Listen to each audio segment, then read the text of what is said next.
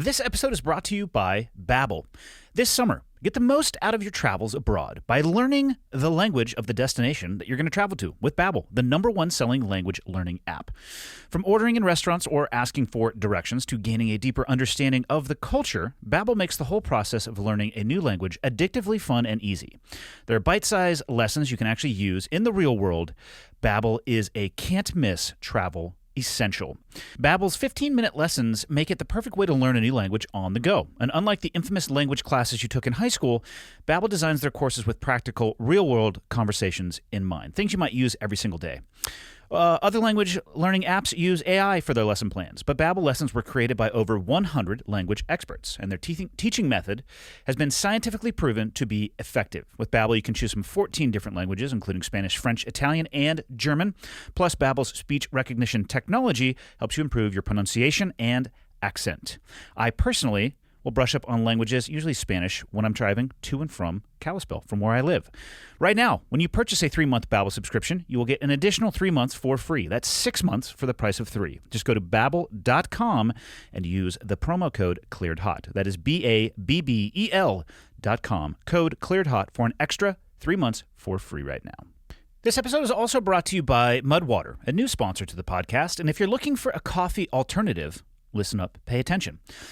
Mudwater is exactly that, a coffee alternative with 4 adaptogenic mushrooms and Ayurvedic herbs. With 1/7 the caffeine as a cup of coffee, you get energy without the anxiety, jitters, or crash of coffee. Each of the ingredients was added for a purpose. Cacao and chai for mood and microdose of caffeine. Lion's mane for alertness. Cordyceps to help support physical performance. Chaga and reishi to support your immune system. Turmeric for soreness.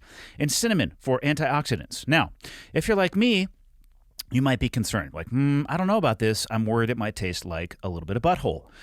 That's what I thought, and then I stirred one up, and guess what? It's actually really tasty. I would describe it, it tasted to me mostly like a mocha. I'm a coffee drinker, so it was a mocha with just a hint of cinnamon and an aftertaste that I think would best be described as earthy. None of those things should sound bad at all. They actually were quite delightful. And to spice it up just a little bit more than that, I put in there a little bit of honey. Goddamn, it was actually delightful. Mud is a Whole30 approved, 100% USDA, organic, non-GMO, gluten-free, vegan, and kosher certified coffee alternative. Visit mudwater.com/clearedhot to support the show and use the code ClearedHot at checkout for $5 off. mudwtr.com/clearedhot. This episode is also brought to you by Element, a ridiculously tasty electrolyte drink mix designed to support active hydration and a healthy lifestyle. I consider myself to be very fortunate to be friends with one of the co-founders, Rob Wolf, and I actually recommend you go back and listen to the most recent episode where I had him on. He breaks down Element to a level that I, of course, cannot because he's an order of magnitude smarter than me. But I've had the chance to talk with him about it, and this has been a game changer for me. I put it in my Yeti tumbler for pre-workout when I'm doing jiu-jitsu, and I'm also sipping on it when I'm on the mats as well. Because I am interested in performance, but I'm not interested in additional sugar, artificial ingredients, or other junk that I don't want to be consuming. So if you're interested in performance, think about this. The best performers in the world, they're already using Element. Team USA weightlifting, NBA teams, NFL teams, the Navy Squeals. The list just goes on and on and on. Element can help you expand your limits as well. If you want more energy while you're low-carb dieting or intermittent fasting, check them out. Or if you want to crush your next workout, or how about your next work day? Element has the electrolytes to help you make that happen. Variety of delicious flavors. Watermelon salt, classic flavors, spicy flavors. There's plenty to choose from, and damn, they are all good. If you want to up your electrolyte game and performance, go to drinklmnt.com/clearedhot and use the promo code ClearedHot. The last thing is, Element might have the best return policy on the planet. If you don't love it, you'll be refunded instantly. drinklmnt.com/clearedhot. Last and anything but least, this episode is brought to you by Magic Spoon, my single favorite snack food on planet Earth. I get it. We're all trying to eat better, right? But healthy breakfast doesn't have to be boring. Magic Spoon has the amazing flavors that you're going to love, but without all of the bad stuff. 0 grams of sugar, 13 to 14 grams of protein, and only 4 net grams of carbs in each serving. Only 140 calories per serving. Keto-friendly, gluten-free, grain-free, soy-free, and low-carb. You can build your own box, or you can get a variety of pack with available flavors like cocoa, fruity, frosted, peanut butter, blueberry, and cinnamon. Magic Spoon is bringing back 2 super popular flavors as well, cookies and cream and maple waffle permanently. When these flavors were first introduced for a limited time, they sold out extremely quickly. So I would recommend striking while the proverbial iron is hot. Last thing I'll say about this is don't be afraid to mix and match. I am a huge fan of mixing things like cocoa and blueberry or cocoa and peanut butter. That's right. It's actually as good as it sounds. So go to magicspoon.com/clearedhot to grab your delicious cereal and try it today. And be sure to use the promo code clearedhot at checkout to save $5 off. Magic Spoon is so confident in their product. It's backed with a 100% happiness guarantee. So if you don't like it for any reason, they'll give you your money back. No questions asked. Get your next delicious bowl of guilt-free cereal at magicspoon.com/clearedhot and use the code clearedhot to save $5 off. That is it. Let's talk about my guest today, William Czopek. He reached out to me over social media. I'm not going to tell you which platform because that's a secret. He is, and I believe is transitioning out of his role as the public information officer for the Drug Enforcement Agency, at least in the district that he lives in. You want to talk about some startling experience when it comes to drugs, the origin, the pathways, the danger. We spoke a lot about fentanyl and quite a few other things, and he does a much better job of describing everything that I just mentioned himself. So I will shut up. Episode 194 with William Czopek. Enjoy. Okay, got the red smoke. Gun run, north to south, west of the smoke, west of the smoke. Okay, copy, west of the smoke. I'm looking at danger close now. Come on with it, baby, give it to me, I need it. You're cleared hot. Copy, cleared hot. Please tell me there's not an actual shopping cart for cocaine. Yes. Does it say add to cart? Yes. It's terrible. I don't even know what to say about that. So you're telling me that there is essentially an Amazon for illicit drugs? Yes. How long has this been going on? Years. Did it explode with the explosion of the internet, even though I think the internet just got access, or more people got access to the internet? With the internet and the creation of cryptocurrency also fueled that. Is that due to the anonymity of cryptocurrency? Yes. Okay. We have a lot to talk about. Oh, this is scary stuff. Where do we begin? I mean, we've already opened with cocaine in the Amazon cart.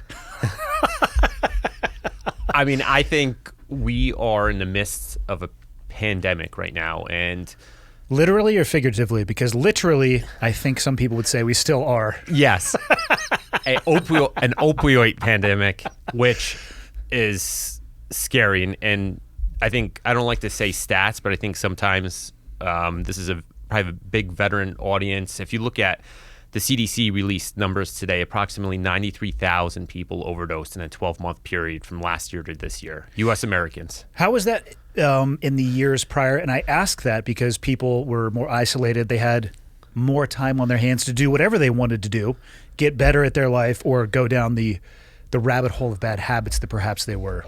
So if you're asking about the COVID... Yeah, was there an impact? There was. We saw approximately 150% to 200% increase in overdose deaths. And there's a lot of variables, isolation. Literally time on their hands, no work. Anxiety, depression. Obviously, COVID, staying in your home may have made those things worse, coupled with, say, for example, if you lost your job, you didn't have health care. So now if you did have a substance abuse issue and you needed to go get help, you didn't have that option with your healthcare. So the resources weren't there. The support system might not have been there. So if you go to work, you're a very sociable person, you have something, a coping mechanism. When you have a bad day, everyone handles it different. But maybe when you're isolated in your house, you don't have that coping mechanism. It might be easy to reach drugs. And so a lot of those variables added up. I think the social interaction definitely helps. I think we all probably found or learned something about ourselves during the pandemic. I used to say that I was extremely antisocial. I'm social, but with a limited group of people is how I describe that now. But I still need that social interaction. The worst thing for me would probably be forced isolation for long periods of time outside of my control. For me personally, so I can understand. I can relate. Law enforcement, I don't tend to trust a lot of people. I keep a small circle. Yeah. And I think that backfired on me, and I felt the lack of social support. You weren't adding cocaine to your Amazon cart, were you? No. The price of cocaine per gram is twice that of the price of a gram of gold, right? So gold right now is $50 to $60. Cocaine is anywhere from $80 and up per gram. So, are they hiding this in plain sight, or are you? When you say this morning, so you live in Arizona, you came up. You're talking about right before we started talking, of course, the classic podcast errors. You start having a conversation before you hit record. You were overlooking a lake, watching an eagle.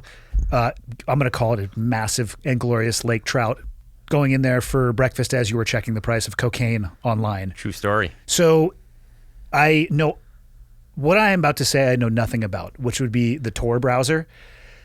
I have heard that it's the dark web or whatever you want to call it. That's the exact limit of my knowledge right there. Are you using that to find these prices of cocaine? Or are you talking about totally in your face, if you know where to look, but open source ability to do that? What you touched on, the dark net, is exactly what I'm referring to. And you don't need anything else additional to what you said. Wi-Fi connection or cellular, plus a laptop or an iPhone, and that's it. I don't have any special machines, laptops, anything that gets me there that couldn't get you or anyone listening there.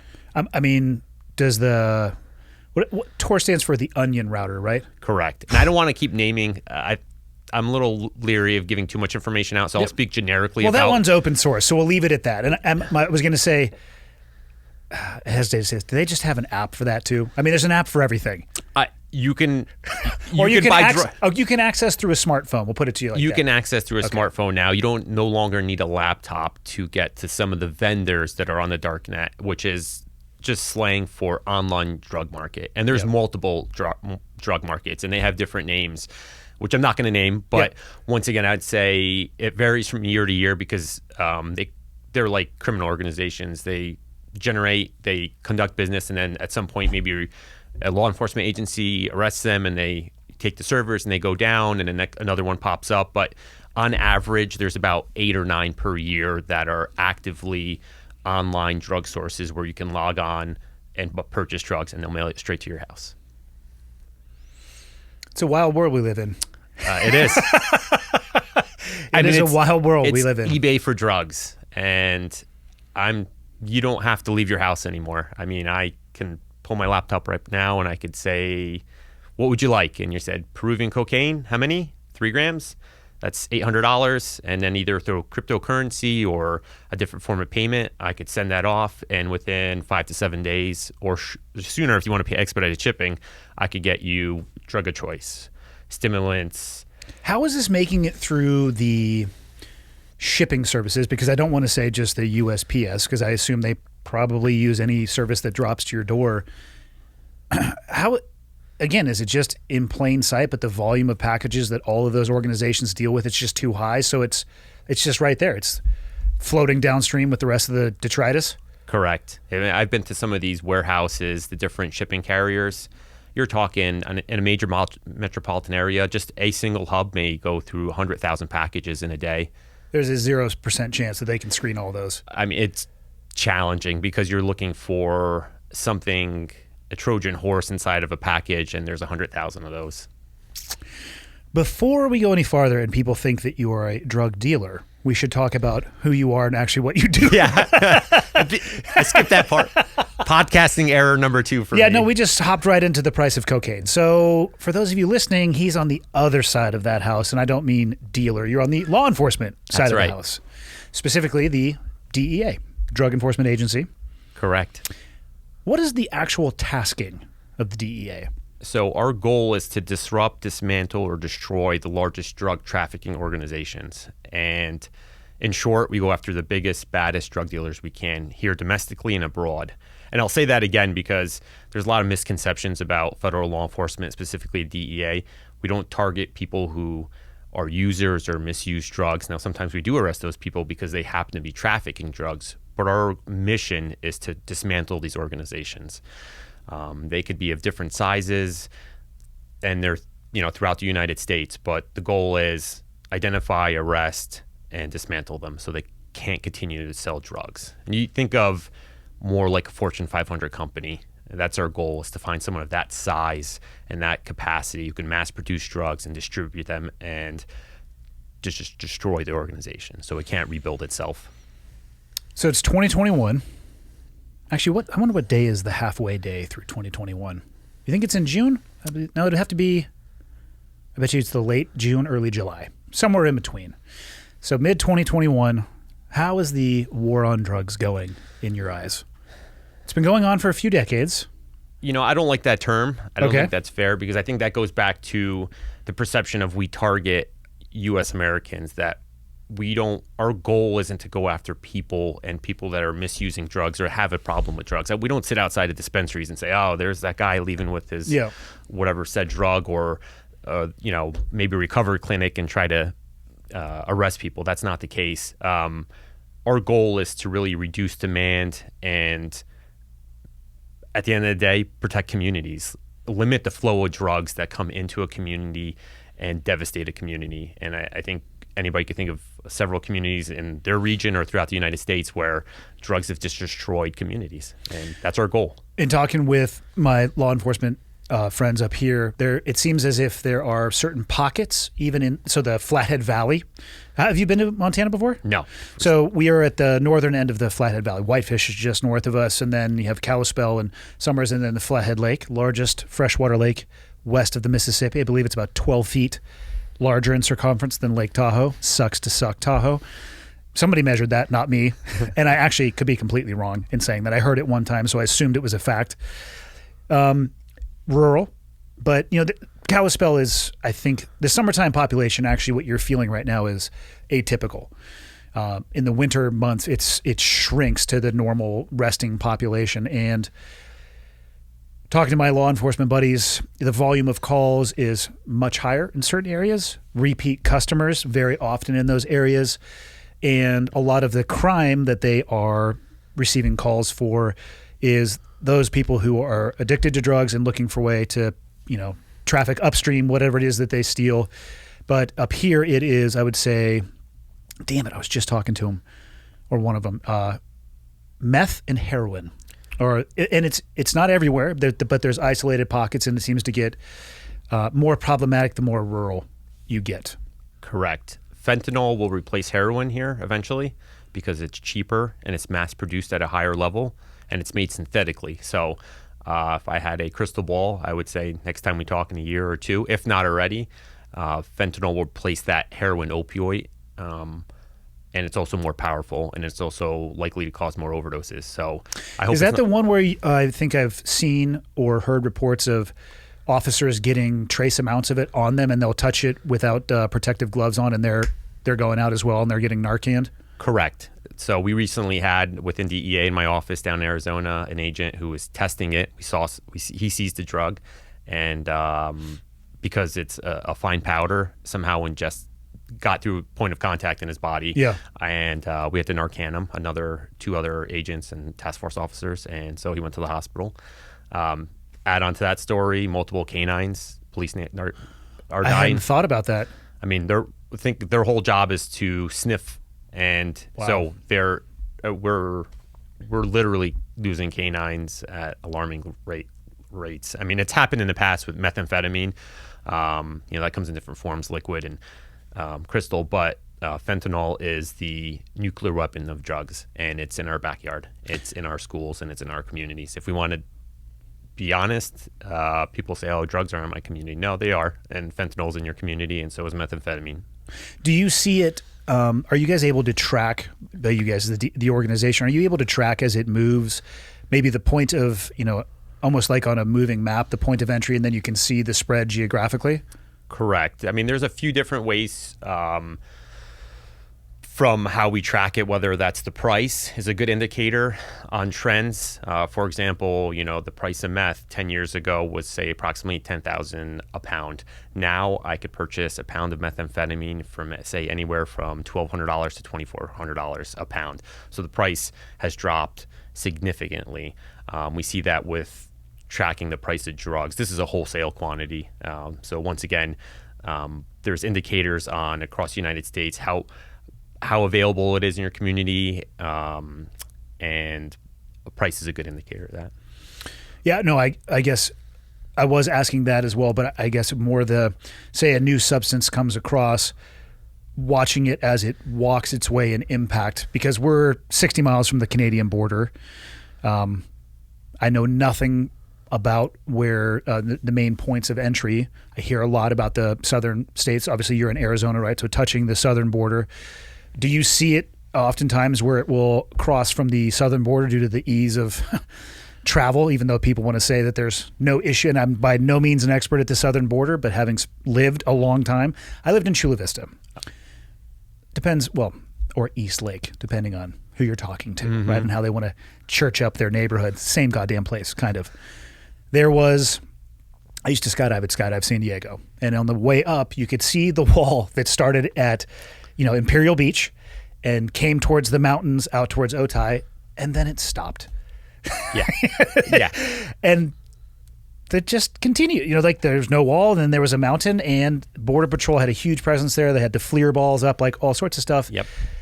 My point in saying is there was a fence, which, in my opinion, if you make a 20-foot wall, you've just increased the wealth of somebody who makes a 22-foot ladder. But also, there's so many places where there is no wall. So I would imagine it might be easier to get across, and you guys might see the first instances south, and I'm just curious if you can see those trends, whether it's in hospital reports as it marches its way across the country. That's correct. So we look at toxicology reports. So when someone passes away from a drug overdose, it takes about 3 to 5 months, depending on who's conducting it and what they're testing for. But we'll identify what mixture of cocktails or drugs they took, as well as signature of those drugs. So we can look at fentanyl and say, well, this is a new variant of fentanyl, and it potentially is a more dangerous variant based on we haven't seen this. And so a perfect example is last November, we started working with the ME's office, medical examiners in Maricopa County, which is Phoenix. And there's a signature new fentanyl. It's called parafluoral fentanyl. And so that set off some alarm bells, and we started looking around other counties, but it came down to whether people were testing for that specific drug, right? If they had the capability, if the MEs were doing that. And so DEA commonly looks at price, toxicology, ER emissions, those kind of things to track the impact of drugs in specific communities.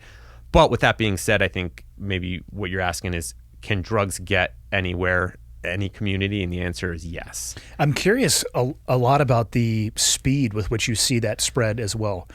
I mean, the term fentanyl to me is not new, but that's because they used to give us fentanyl lollipops. It would either be the morphine auto-injector syrettes, which are trash, or the fentanyl lollipops, which you could tape to somebody's hand so they could sit there and suck on it if they were still conscious, pass out from the pain suppression, wake up and sweet, this is still in my hand, and they could suck on it again and repeat that process. So I'd heard the term fentanyl, but I'm curious how fast, I don't know what a new drug would be. So let's say something new comes out. Fentanyl is a great example. It has existed a long time, military or medical purposes, right? As most drugs, if you talk about cocaine, heroin, at some point in history, they've had a medical purpose, and then what has happened is somebody wanted to profit from that, and they'll illegally sell it, and then so it's put under the Controlled Substance Act, and it's not being used for its intended purpose. So fentanyl is a great example. Prior to 2015 in Arizona, we didn't see fentanyl as an illicit street drug. Did it exist in a pharmacy or at a hospital? Oh, yeah. Absolutely. Did it exist with... I just heard about it and had it issued in early 2000s. Yep. And then along the line, someone said, hey, I can make a lot of money off of this, and I can make more money than selling heroin or cocaine. And we've seen an explosion in the last 6 years, to the point where 2015 is the first year we seized it, and year after year we're seizing now hundreds and hundreds of pounds. If this is pure fentanyl, and so 2 or 3 grains of salt is enough to kill me, which is about 2 milligrams. So if you think good way to think of it is a tip of a pencil, and then cut that in a fourth. That's how much it'll take to kill you. A few grains of salt. There's not a lot of room for error in that. No. And here's an interesting fact. So every time we seize the fentanyl in the pill form, so the pill form nowadays is blue 30s is what they're called. And it's a small pill, round shaped, light blue to medium blue color. One side it's imprinted with 30, the other's imprinted with M. And it's a counterfeit pill. The true blue M30s contain oxycodone. These criminal organizations, these drug cartels, are making counterfeit. And so instead of adding the active ingredient of oxycodone, which would be too expensive to get, and they couldn't get it, they've substituted it with fentanyl. And so they're passing off what is a legitimate pill is not, and they're adding fentanyl. And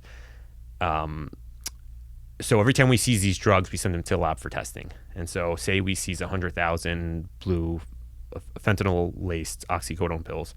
What we're seeing is 1 out of 4 pills is a hot load, meaning it has the ability to kill more than 2 milligrams. So if you put 4 pills on a table and I said, hey, Andy, let's take some pills, it's a game of Russian roulette. One of those pills statistically will kill us. As you know, with statistics, maybe all 4 will, or none of them will. But the point is, when you take 100,000 pills and you sample them, and we've seen this across the board, 1 out of 4 will kill you. And we've seen doses, and so go back to the numbers: 2 milligrams, a few grains of salt. We've seen pills as much as 5 milligrams in one pill. So meaning it's two and a half times the lethal dose. So even if you said, Bill, I'm going to play it safe, I'll break that pill in half. And you're still screwed. You're still if you pull that pill, you're probably going to die because you're looking at 2.5 there. So it's a game of Russian roulette nowadays, and it's not the days of experimenting with drugs. I grew up, in an era of DARE, and I had great drug education, but I think the culture was part of growing up is trying drugs. Part of growing up is maybe experimenting with alcohol. Those days are long gone. You take the pill, you will essentially die. One pill can kill, and that's the message is we have to change the way we think in 2021 because the drugs are different. Fentanyl wasn't around when you and I were growing up. It wasn't around or as prevalent 6 years ago, but it is today. So get the message out. I've had these conversations with my, specifically I've had them with both of my boys who are, one's almost 16 and one is almost 18. They're pretty open about the things that that their social circle can touch from time to time. And pills is one. I'll just say one of my sons, as opposed to saying specifically which one, talking about people that he goes to high school with, they will go to parties and they're taking pills. And I talked to my son about that, and because I want to have very open conversations. Like, do you understand the risk that is involved in that? And he's like, yeah, I don't think they know where that, he even says, without me having to coach the conversation, he's like, I don't think they know where it came from or they know where it is. And I want no part of that. And I go back to my own, growing up in high school in Santa Cruz, which was a very permissive environment for as long as I can remember, and probably still so when it comes to at least weed. I had exposure to being around weed and people buying 40s of Old English, or Schlitz or whatever, the Mickeys or something like that. That was the limit of what I saw growing up in high school. I agree with you completely that at some point in time, that lever switched and it's a completely different world. Let alone I never saw any e-cigarettes or this concentrated, electronic vape pen, whatever's in the solution. I never saw any of that. I feel like we're surrounded. If you could do the military analogy, I feel like we're outflanked and we're surrounded. Oh, we are. And the reason is it's just not as simple as saying to your children or your loved ones or a military buddy, just saying, hey, don't take these blue fentanyl-laced M30s. They'll kill you. It's cocaine has fentanyl in it now. So if you were a recreational user 10 years ago and you said, I'm going to try cocaine again, we're finding cocaine that has fentanyl in it. Or people that are even selling the cocaine don't know it's cocaine. It's fentanyl. But how do you know the difference between a white powder and a white powder? You don't. I couldn't even tell you as a DEA agent, if you laid out a brick of cocaine and a brick. Do they look the same? Very, very close. And nothing, sometimes there's a color tint to it because it was made. And so, a story I like to share. I had a friend of mine that went to Nashville recently and went to the bathroom and someone was like, oh, taking a piece of gum out. Do you want a piece of gum? And yeah. So my friend gave the other person a piece of gum and they're like, do you want to bump a Coke? And I was like, how do you know? Grant, they didn't take the drug. Yeah. But the point was, I'm sure even the person taking the cocaine thought it was cocaine, but they don't really know, right? Yeah. And fentanyl is in everything is the point of all these stories. So nasal sprays, right? Me and you think of it as you have allergies. We're seeing fentanyl that's being put in a mist form. So as a parent, how do you're looking for pills, you're looking for powder, you're looking for syringes, you're looking for the wrong things. Might be in a nasal bottle. We're seeing fentanyl. I mean, it's almost lacing every drug possible. So that's why it is the future. We are a fentanyl nation and we will continue to be. So I think what you talked about earlier, asking, hey, what's the big drug up here? And I'm not sure what it is, but I'll tell you what it is going to be next year and the year after. It's fentanyl. And then whoever's listening, wherever your community, it's going to be fentanyl. And you're going to have to get a lot of body bags because you're going to start having a lot of overdoses. And that's the truth. Yeah, I'm going to ask specifically about it with my LEO buddies up here. They have mentioned specifically meth and heroin, and I mean, I don't know. It wouldn't surprise me if they're encountering it. I know they're all carrying Narcan now.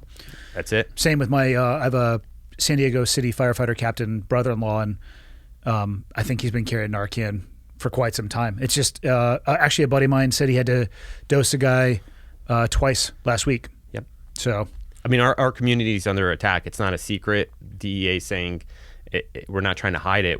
It's getting the message out and saying we have to re-examine everything we're doing in 2021, and we have to ask and have serious conversations within our own community, right? Ask the police, what are we doing about fentanyl? Is it a threat here? In our schools, are we educating our children for this specific drug threat? Do our teachers know about it? Do they have the resources? If there is a problem, are we set up to handle it? Do we have a plan? All great questions. And I can't answer it for your community. I think that's in 2021 and going forward, we really have to be our own protectors of our family and its drugs. You know, the violence from the reality of a drug cartel coming in here or a drug gang and creating some kind of problem for your family is very slim, right? We don't see that too much in the U.S. and law enforcement's done a great job of that. But the reality is drugs have penetrated every facet of our culture and they're in every community in the United States. And that's what scares me. You know, I feel outflanked. I feel like I'm surrounded and I'm a DE agent. I'll be honest with you. I mean, I can move here and say, well, I'll get away from drugs. The reality of drugs are here already. Oh, I can tell you right now, you're not going to get away from them just based off the conversations that I've had. So what do you do, right? Great question. I mean, I don't think I can do anything about the bigger problem. What I try to do is have really open and honest conversations with my kids because I'm not worried about, like, I don't want to say I don't have like this laissez-faire attitude about people who choose to use drugs.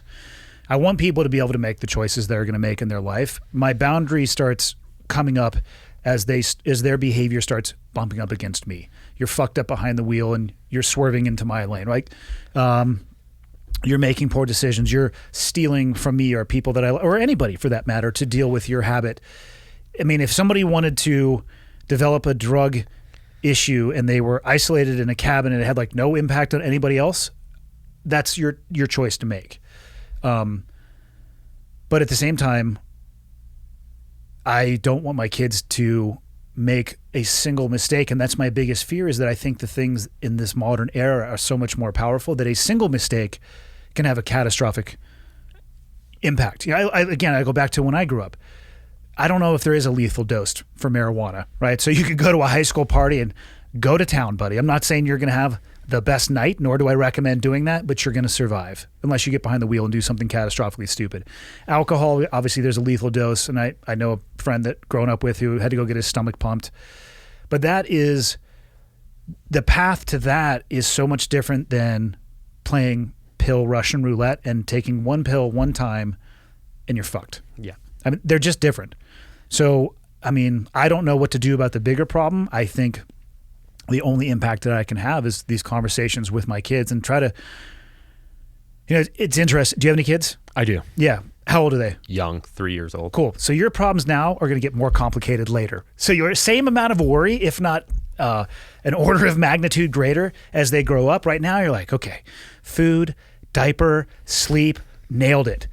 16 and 18-year-old, and my daughter just turned 13. I'm thinking, holy shit, social circle. What are they up to? What are they getting involved with? Are they getting behind the wheel? Are they the amount of sleep lost over that is insane. So don't worry, you have plenty of stress to continue on. Your hair will look gray like mine sooner rather than later. And I'm just doing the best I can to help them navigate through those situations, because the reality is I'm not there when they're with their social circle. I'm not there when they're feeling that peer pressure that you and I both felt when we were growing up. And I'm not saying that's right. I'm saying that's the reality of growing up as a young man specifically, because that's all I can talk about. God, I'm doing the best I can to help them navigate that. But again, when I was growing up, I could make mistakes, and as long as I, didn't get behind the wheel of a car, you probably were going to be okay. You might get mouthy with somebody and get popped in the face. That's actually a good lesson for people to learn, actually. But I mean, a momentary lapse in decision making due to being inebriated in some way, shape, or form, and you wake up dead. You hit the nail on the head. I mean, there's no redos. It's not a video game. You can't regenerate yourself. Trying to explain that to a young adult or teenager, and I think teenagers are even more at risk. So we keep mentioning, people in high school. We're seeing it in middle school. We're burying 14-year-olds, 15-year-olds, and that's the reality. Is how are they getting their hands on that stuff? Other students, whether they're older or their peers, and it's not. Once again, it's I don't have the education or the awareness, and I'm going to experiment. So I'll give you a great example. And sorry, the word "great" is a terrible word, but we had a 14-year-old overdose in Prescott Valley, which is about 2 hours north of Phoenix. And it was a 14-year-old girl, and she had anxiety because school was starting, and she didn't know how to handle it. And someone said, "Oh, I have a pill that has some THC in it," so the active ingredient in marijuana. And she took it. In reality, it had fentanyl in it, and she died. And it was one pill, and she was dead. And that's not an isolated example. I mean, this year alone in Arizona, I believe we had approximately 12, 13, 14, 15-year-olds that overdose in that range. And I mean, the numbers are going up. Yes, terrifying. And so how do you address it? And it goes back to what are we doing in school? What are we doing in the home? And what are we doing in the community? And part of it just starts with a conversation. It's talking to people and asking, what do you know about drugs? What do you know about fentanyl? And based on what they tell you, now you can make a conversation, right? Yeah. Instead of saying, hey, because it's exactly what we're doing now is we're exchanging, we're communicating, we're connecting, but we're talking about drugs, and we're both going to walk away with better knowledge, right? For sure. I will, yeah. And I will too. I know more about your community. I know what impacts your family. And I think it's the same having a conversation with a young adult and a teenager. And to be honest with you, with veterans, that's my big thing. I think veterans are at risk as well because... well, let's be honest about the prescription model of the military. It's... anytime that I was ever prescribed opiates, Vicodin, Percocet, fill in the blank, I could go back and get as many as I wanted. And I had we'll call it on-the-job injury in 2005. And I think at one point in time there was a dozen pill bottles on the nightstand. It was my sister who was going through nursing school who identified the dangerous interaction between the drugs that I was on. It wasn't a military doctor. And I know military medicine has improved, and I know that all medicine is a practice, not a science. I'm not saying it negatively about the military, but that environment, it's not hard to get prescribed those things. And you see people coming out of the military. I mean, it depending on your job, right? It puts some miles on who you are. And you might have some lifelong chronic pain. I mean, especially specifically guys from my background, I would say knees, shoulders, necks. Back, maybe. Back. Well, yeah. Everything above the ankles generally hurts, and below their ankles too. So just everything from the skeletal structure. But, we're wearing around 80 to 120 pounds of gear, helmets with night vision goggles on them, and you're, falling down and you're around explosions, and it just puts miles on you. that leaves a mark. You might not feel terrible, but I know a lot of guys who are in chronic and consistent pain, and while you're in the military, it's just not hard to get those drugs. You could literally go in and talk to the corpsman and be like, listen, I'm not, like the 800 milligram Motrins, not doing it for me. And it's like, okay, here's your prescription. It probably wouldn't come from the corpsman. It'd have to come from the doctor, but I'll just say the barriers to entry are low. So it sounds like you had an introduction to painkillers and opioids, and that's a great conversation because... No, they were safe, though, because they were prescribed by a doctor. And and you just hit the nail on the head. Another one, the mass production of and the mass marketing of prescription drugs in the last 30 years has been exponential. If you look at a chart, early 90s, painkillers weren't as big as they are now. Between the 90s and now, I mean, we produce not millions, but billions a year in this country from different pharmaceutical companies. And so at some point in your life, whether you're military or not, or you have an injury or not, you will be introduced to a painkiller. You will be, and that's not a bad thing if it's especially done right, if you're in pain. Especially if you're in pain, right? The point is, when that acute pain stops, what happens to those pills? Do they stay in your medicine cabinet? Do you have a bad day and you can't cope with something mentally or maybe physically? The pain comes back. Do you reach for those pills?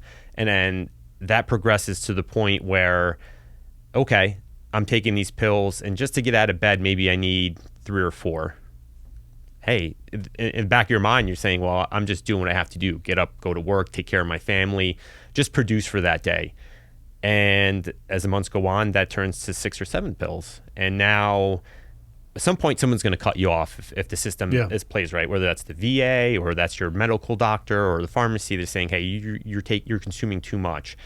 The risk of that is now you still have to wake up and get out of bed, and you're at the 6, 7 pill point. Well, you could buy those prescription ones, the legitimate, not the counterfeit ones, from a street dealer, but you're probably going to pay about $50 to $80 for a real pill. So if you're at that amount, you're anywhere from $300 to $500 just to pay to get out of bed. Well, your bank account's going to go to zero real quick. Well, somebody's going to say, you could take one pill, it's a blue oxy and has fentanyl in it, it's a street one, and that'll cost you $30. And so the math all of a sudden makes sense, right? Yeah.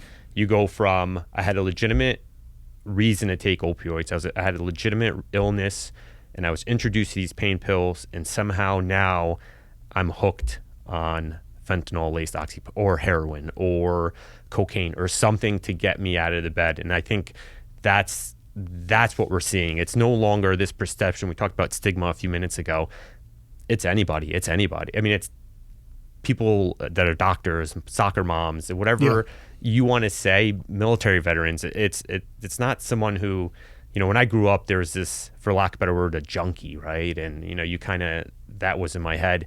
And now I'm seeing overdoses of regular people, just Americans dying. Yeah. And like moms in minivans, it makes the news. The stories are just out there. There's one that comes to mind. There was a female in Arizona in the Phoenix area, and she was breastfeeding her infant child, and she was addicted to fentanyl, and she overdosed while breastfeeding this child.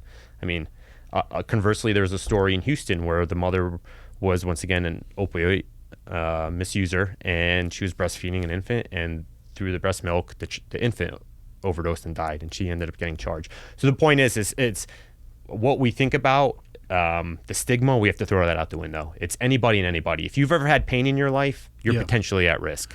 I read an interesting book, and I'm terrible at recalling the titles of the book, but it was about the explosion in opiate prescriptions specifically, and then how the black tar heroin specifically from Mexico invaded. And it was all based around, and I'm paraphrasing everybody, so I'll probably murder this, but pain became a vital sign that had to be treated by doctors, and tried to push as low to zero as possible. And then, of course, there became, financial incentives from the doctors to prescribe. So it swung super far open. They were literally talking about these doctors who seemed to be kind of on either flirting with a little bit of malpractice, so they moved somewhere else, or they were like really at the tail end of their career, but they still had a script pad. And it was cycling through of people just coming to get their oxy pills. And then, of course, the knee went the other direction, the knee jerked the other direction, but those people were so used to being on the pills. And it talked about the black tar heroin street dealers, they'd keep it in their mouth and little balloons, and how they'd give free product. You'd pay for 5, but you'd get 8, and how the price would go down. It was insane, because that person and it was crazy. They talked about how the worst thing that the Oxy people could have done when they had the time release ones, that like they put on the warning label, do not take off the outer coatings. People are like, why? And so they started, it's just crazy how addicted they got. Then the prescription went away, and the black tar heroin dealers started targeting the parking lots of people who were waiting to try to go in to get their prescription for Oxy, and just were stealing. And it was all tied together. But it seemed to be the flag in the ground was making pain a symptom that was unacceptable, like that it absolutely had to be reduced to 0. Whereas I don't necessarily think that should be the case. Pain is a good reminder that sometimes that you did some stupid shit. In my life, pain is generally a reminder that I've been a dumbass. Yep. But soreness after working out, that's pain too.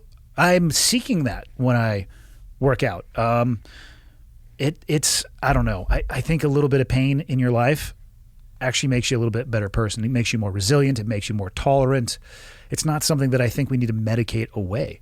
It's hard because the DEA doesn't want to get between the patient and the doctor, right? Yeah. That's a very sacred relationship, and that's not our place. We enforce criminal law, but that's also probably the most important relationship, I believe, because, they're your checks and balances. And that's why it's important for people when they do get medicines. And if I could learn anything from anybody, can learn anything.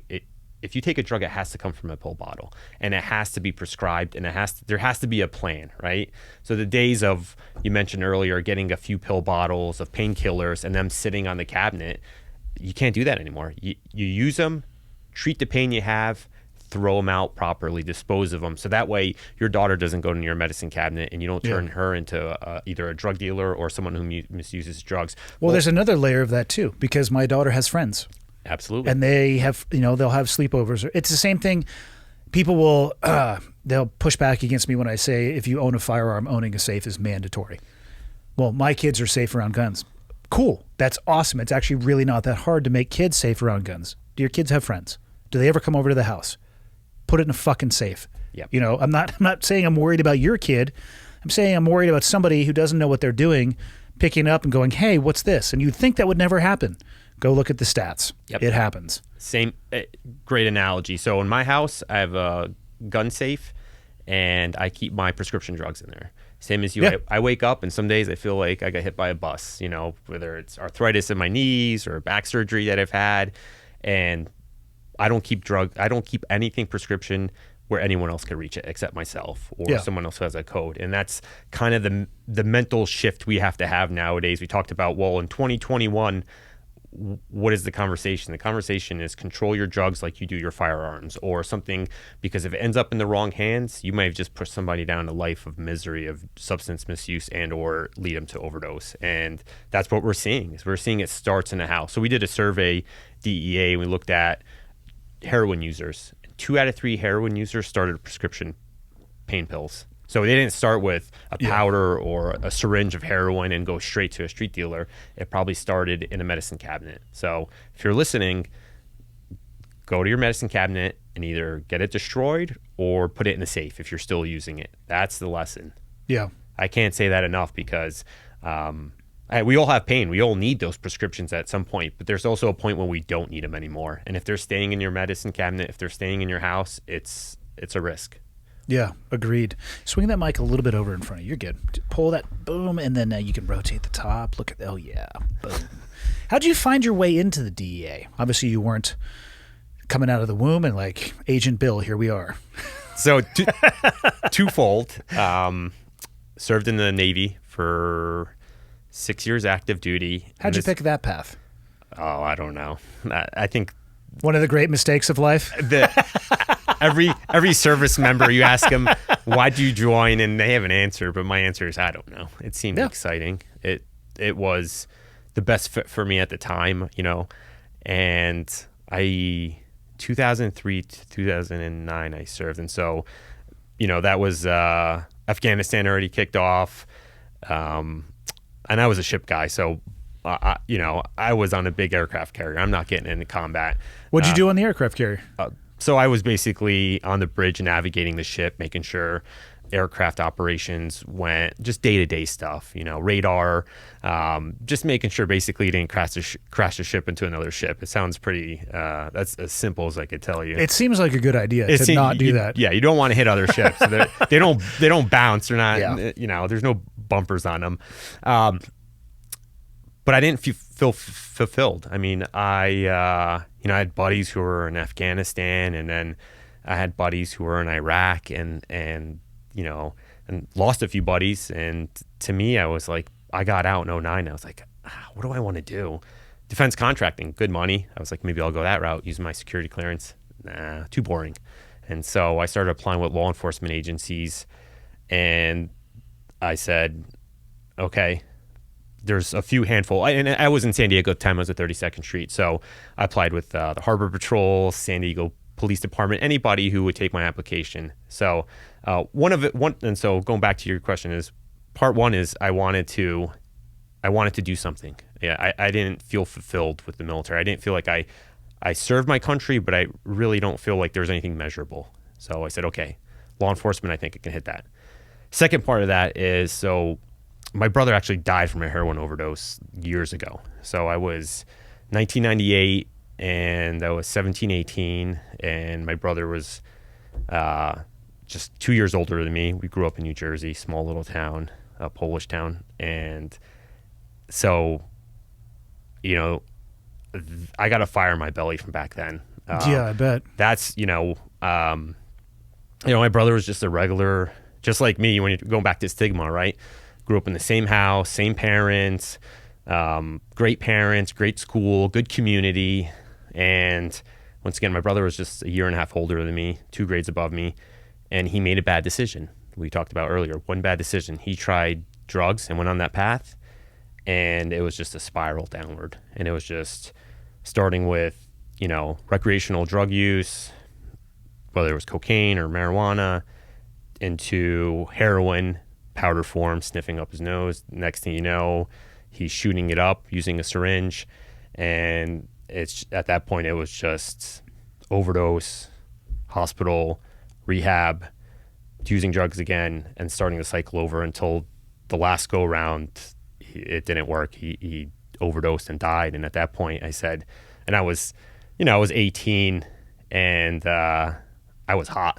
I mean, yeah, I had a lot of anger built up because I didn't know what was going on. And I felt helpless. You're 18 and everything, your family's right there, and it's just slowly getting destroyed. And I'm like, and I didn't understand it. I was like, well, could somebody do something? Like, how do we get help? And it seemed like he'd get help and it wouldn't work, and then he'd get more help and it wouldn't work. And next thing you know, he overdosed and died. So the story with law enforcement is, so one day he overdosed, went to the hospital, got back, and then some of his friends is like, hey, he's still using heroin again. And I was like, I was mad. Like, my hands were like on fire. So I was like, you know what? I'll take care of this myself. I'm going to go around town. And I was like, I'm going to hand out some street justice, if you will. At the time, yeah. and it didn't even make sense at the time. I was like, well, I'm just going to beat up somebody that he worked with or he would do drugs with, and which, I didn't even know who was supplying them. I was just like, it was just pure anger, and it had to go somewhere. And I was like, there's a good place. It's, me punching somebody. And once again, this is 17, 18. I was going to say, for a 17, 18-year-old, this is like pure logic, though. Yeah. Yeah. And like, I've solved the crime. I'm on the case. Looking back now, I'm like, it wouldn't have done anything except got me in jail. Correct. So I go around town, and I'm driving, and I'm just looking for. And so I know there's this one park where some of the people he did drugs with hung out. So I was like, I'll go there and I'll take care of this myself. And I get there, and luckily I got pulled over by one of the town police department. And I got in a car, and I was like punching the car, and I'm mad.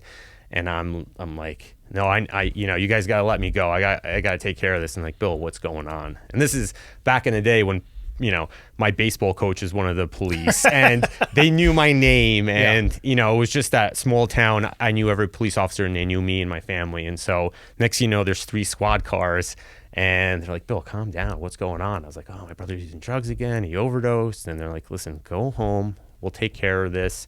And it was that. I think that's the part that said, I need to be in law enforcement, right? I need. They said, "Hey, you can't beating somebody up is not going to help your brother." And I was like, light bulb, right? You doing the right things in life and being a good person, and I looked at them as my role models, and to this day, I think that's why I went in law enforcement. It's not that I have this, I'm trying to get drug dealers back, justice for my brother. That'll never happen. He's passed away. It's been over 20 years now. It's the idea of there's people in your community that are positive influences, and I want to be one of those. And they were a positive influence in my life, and I want to give that to somebody else. So, if you're listening now and you want to make a difference, law enforcement. What was the time period from when he started using to his passing? It was pretty quick. I would say he started late junior year in high school. Once again, started pretty innocent. Typical story, hung out with those kids, whatever that means, the ones that were experimenting with drugs. So kind of that group, right? That turned into quickly harder core drugs, LSD, cocaine. And I'd say for him waking up and needing the drug every day, probably 8 months. I mean, wow. Yeah. I mean, to the point where, my parents are trying to do their best, right? My parents they emigrated from Europe to Poland. They didn't know much. They didn't even speak the language very well. My brother would jump out the second floor window. So my parents were trying to lock him down. Like the old school, hey, you're not going to leave this house. If you don't leave the house, you can't do drugs. My brother would jump out the window at 2 a.m. and go get drugs because he needed those drugs to function, right? Otherwise he'd get sick and vomit. And so, and now the next bedroom over. So as much as my parents want to shelter me, they can't. The reality is they can't. And so, it's a modern day crisis. That's the sad part is I wish that was an isolated story, but people are living that same pain, now. And so, I try to educate, try to tell people, hey, you're not alone. Just don't make the same mistakes my brother did. Don't make the same mistakes your friends do. And we all know somebody who misuses alcohol, misuses drugs. Question is, do they pay the price, right? Yeah. And today, unfortunately, it's a game of Russian roulette. You're spinning that revolver, and you take some drugs. You may live, you may not. You may have a lifelong agony of addiction, or you may not. But really, it's a risk every time you do a drug. Every time, regardless of who you are, what age, where you live, it's a risk. Yeah.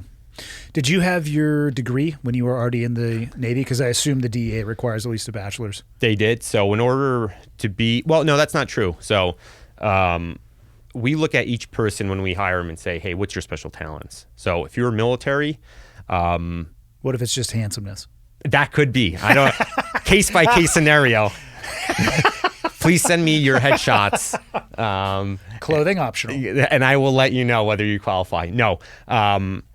We look at your special talents. So let me give you a perfect example. We had someone who was a military veteran who lost part of his leg and now has a prosthetic. He just graduated our training, and he's now a special agent, carries a gun and a badge, and he does the same thing I do. Why? Because he can do the same things I can do. In terms of bachelor degree, yes, we'd like to have one because you do a lot of report writing. You do, master's even better. But with that being said, if you have specialized training, pilot, maritime, if you have prior law enforcement experience, a year or more, investigations, and that could be investigations could mean you worked for a bank and you did financial fraud for that organization. We want your talents. It's just you have to want us. We'll look at you and say, hey, you have what we want, but a bachelor's degree is not necessarily, it's a plus, but it's the minimum is a high school degree with specialized training. So what did the path look like for you? You got out of the military, you put the applications in. I'm assuming they sent you to FLETC at some point. So we're in Quantico actually with the Okay. FBI. We share a facility within the Marine Corps base at Quantico. And our training academy is about 19 weeks long. And it's a combination of working out for 3-4 hours a day, more shooting, specialized training using levels of force, whether that's ground handcuffing, as well as a combination of classrooms. So learning about drug laws, emerging drug threats, and then the fun stuff like rage training. So they have a little mini town, we call it Hogan's Alley. And so you get the paintball guns, the Glocks, and you go in there and, there's role players. Yep. You do undercover work, so you pretend they hire actors, and you pretend which is funny. You get to pretend to do undercover work, and you really know at that point, like, is this for me or not? Because you will just be just as nervous there as you will be on the street, and so if you are, undercover is not for you. And so tactical driving, we'll take an old Toyota Corolla that has basically like a Mad Max scenario, it looks like. Yep. And we'll practice tactical maneuvers with it. We don't do pit maneuvers, but we do similar maneuvers in terms of tactically controlling vehicles. And so it was fun. In short, it was very fun. And then what does it look like from there? So I'm assuming at the end of that you are a badged DEA agent. Correct. And then you are sent to, I don't even actually know how the DEA is structured. I know how, like, the FBI has offices spread throughout. I think there's actually 2 or 3 FBI guys somewhere here in town. There's like a local office. Yep. Is the DEA similar? There's like would be a great hub for the FBI. There's one in San Diego. There was a building by the airport by Montgomery Field. DEA similar, huge hubs, and then like a spoke concept. Very, very similar. Yeah. So we have 23 divisions.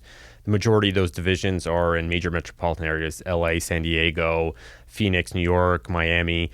And within those divisions, there's little outlier offices, and they could be anything from, one group consisting of 5 to 10 people to multiple groups. And that could be an office of 50, 60 people. It all depends where the drug threat is coming from or what it is for that region. And we work hand in hand with everybody. So we're on task force. So a task force may look like one PD officer, a postal inspector, an ATF. So that might be, kind of a strike force, a federal task force with some local or county or state component. It may be a group of just all agents, and your mission is southwest border drug cartels. And so the groups vary, but point is we work hand in hand. And we do, although we're only by mission allowed to enforce drug laws, meaning I couldn't charge somebody with tax evasion, tax fraud, white collar crimes, et cetera. I can only enforce the Controlled Substance Act. We work with our partners because drug dealer, guess what? They don't have not only drugs, but they also commit crimes of arms trafficking, selling weapons. They do fraud. And so we create these task force to destroy these organizations because they commit more than one type of crime. So I'm sure they're reporting all of the cash on their taxes. Yes, though. they are. Yeah. We look at their 1099s. And Like, oh, I see 10 kilos. You guys are good here. Yeah. We almost had you. Yeah. Very honest when it comes to paying taxes. It's sarcasm. Yeah, man. No, but you talk about the ability to make money, and that's what the drug story is. It's about money, and the next thing it's about is money, and the next thing it's about money, because that's why people get in it. It's They get in the selling side of it, you mean? selling side, correct. And I have a story. Once I interviewed a guy, so I arrested him. He was selling cocaine, bricks of cocaine. A brick is it's a street slang for a kilogram. Kilogram's about 2.2 pounds. So you're talking cocaine at the time was about... Is it about the size of a brick? It is. A large brick, yeah. Okay. Yeah, and so... a brick of cocaine varies depending where you buy it. The further away from the southwest border, the price goes up. So a brick of cocaine here may be 60, 70, 80,000. Closer to Holy shit. to the border, you could buy it for about let's say anywhere from 25 to 40,000, right? So Oh, wow. you just double your money. It's the same brick, but bringing it from here to there, and that's the name of the game, right? Is that because of the risk involved in moving it? Correct. Okay. So if you obviously come down to Phoenix, you're taking that risk of buying it, transporting it, etc. So I arrested somebody once. I said, and they were a broker. So a broker is someone who just negotiates deals. They don't own the drugs. They don't own the money. They just put the buyer and the seller together. Take a nice little scrape, if we will. Yes. Yeah. And what that scrape is varies, right?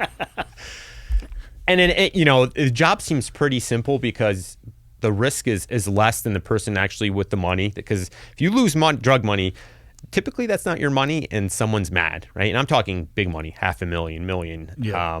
People end up in shallow graves in the desert because stuff like that.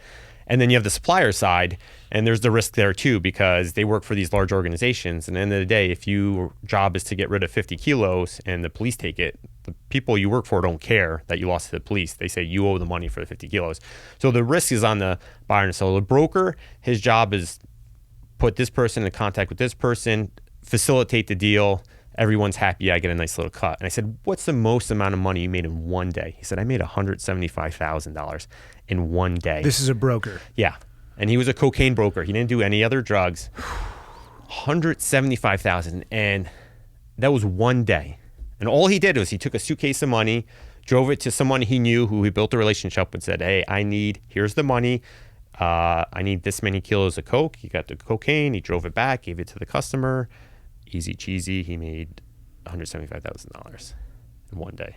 And that story is just a micro example of course. It's a money game, So if you do that, say even works one day a month and does the same deal, man, I mean 170,000 a day, I guess, one day a month. You're probably eating ramen and mac and cheese, scraping by. Yeah. And now not everyone makes that kind of money. You start small and you start building up your business, selling drugs. But the people who are getting into it starting small, they want to make that type of money. And that's why they don't stop. And it's greed, right? So I've arrested people and I'm like, you could have stopped years ago. Like you were making, I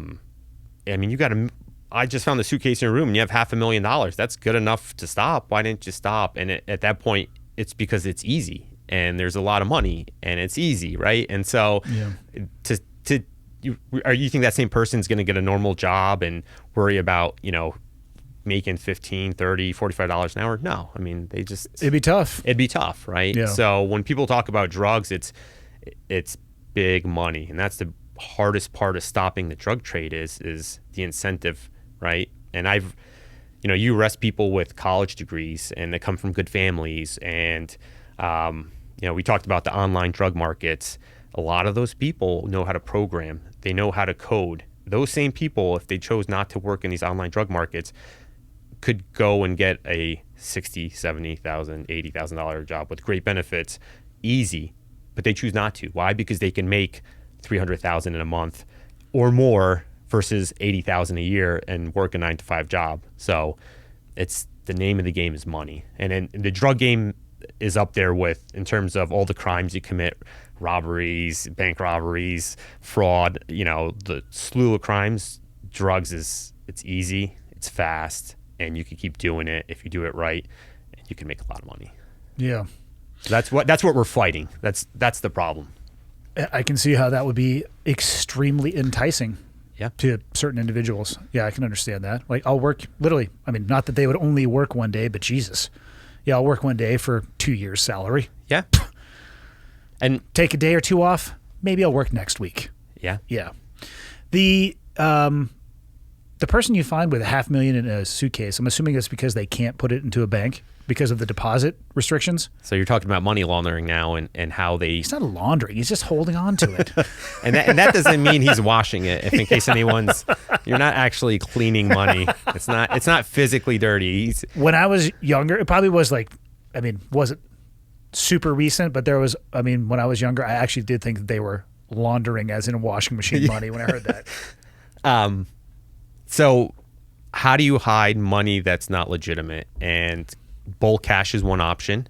The problem with keeping bulk cash is that sometimes the police come and once they get it, so you want to make it look legitimate and using businesses, using different means, right? Cryptocurrency is the way people are laundering money or storing drug money. So how do they turn the cash into crypto? There's drug crypto brokers now. Okay. too. So they know the money is coming from drug proceeds. They don't care. They take the cash, and in turn they say, I'm going to take a very hefty percentage. But then they get their digital currency. And then at that point, it's very hard to, right? Cryptocurrency is, because of the way it's structured, you don't know the origin or even the person, right? So it's a great medium to do illicit drugs. Not saying everyone who uses cryptocurrency uses it that way, but drug dealers recognize that. Yeah, it makes sense. There still would have to be that exchange, though, right? That bulk cash. Correct. Didn't Pablo Escobar lose millions because it molded? Not that he gave a shit, but I swear also that could have been in the documentary movie true. Blow, where I swear that he was like, it's a couple $1 million, just throw it. I think he had entire rooms full of cash, but very true. So that's another risk for bulk cash people. Mold, not talked about as much. Don't bury your drugs. You have to put those little silica packs on to absorb the water, and it's just super arduous. Yeah, if anybody who's a drug dealer wants to launder money, please feel free to reach out to me, and I'm more than happy to take your name and your address and consult with you. Yeah. I'm here. I'm here for you. So what was your first assignment when you got out of the academy? Los Angeles Field Division, which was a very fun place to work because So where do you start off as a brand new agent, first day on the job? I mean, what kind of stuff are you getting into? Oh, everything. I mean, you have the opportunity in day one to start doing undercover work. Really? Oh, yeah. And don't get me wrong, it's not like you show up the first day and they're like, hey, go buy some heroin from that guy.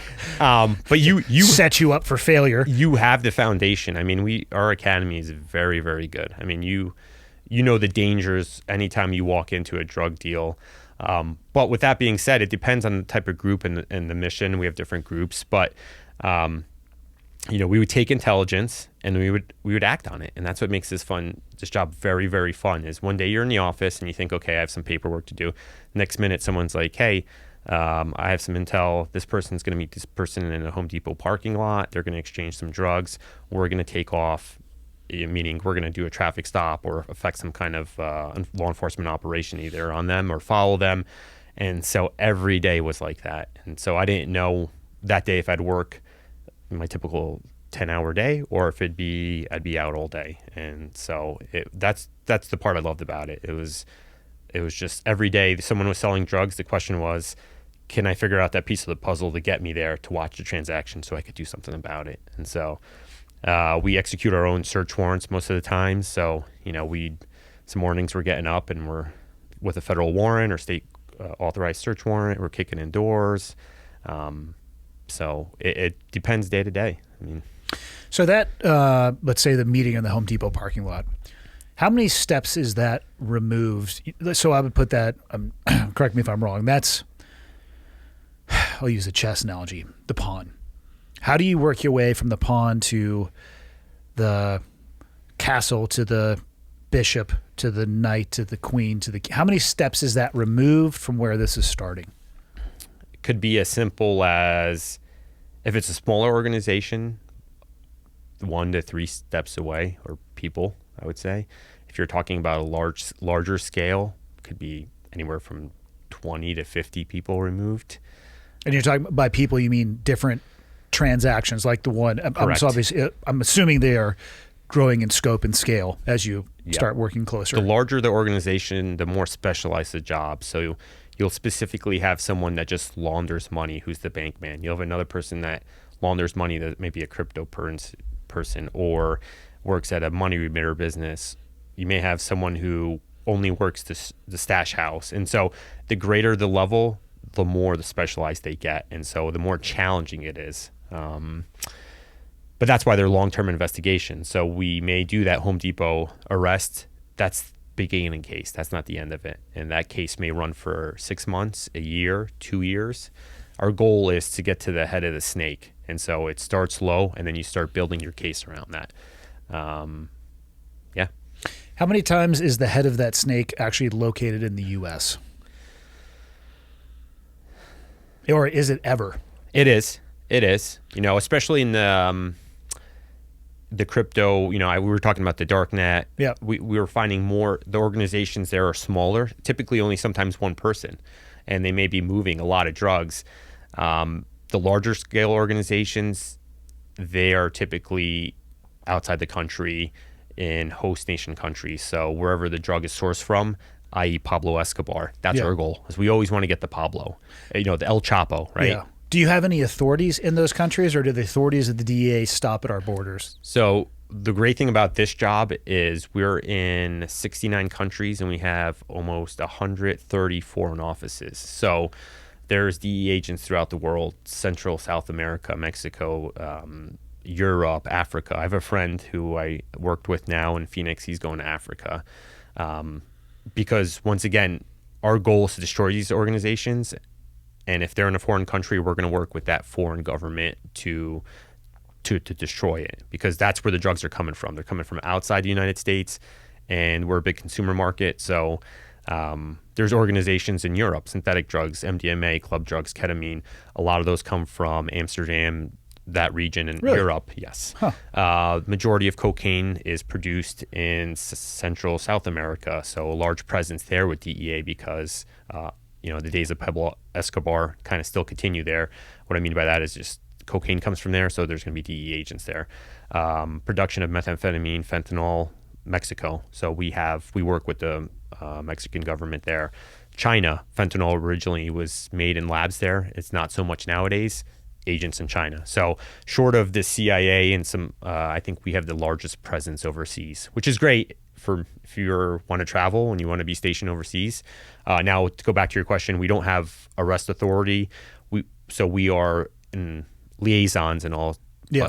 But once again, you're working hand in hand with federal host nation countries. So my own experience working with host nation soldiers and countries was that sometimes the people that we were after would get the information that we were coming before them or before we arrived, meaning the host nation country either A, didn't give a shit that the actions were going on, were passively complicit, or directly involved.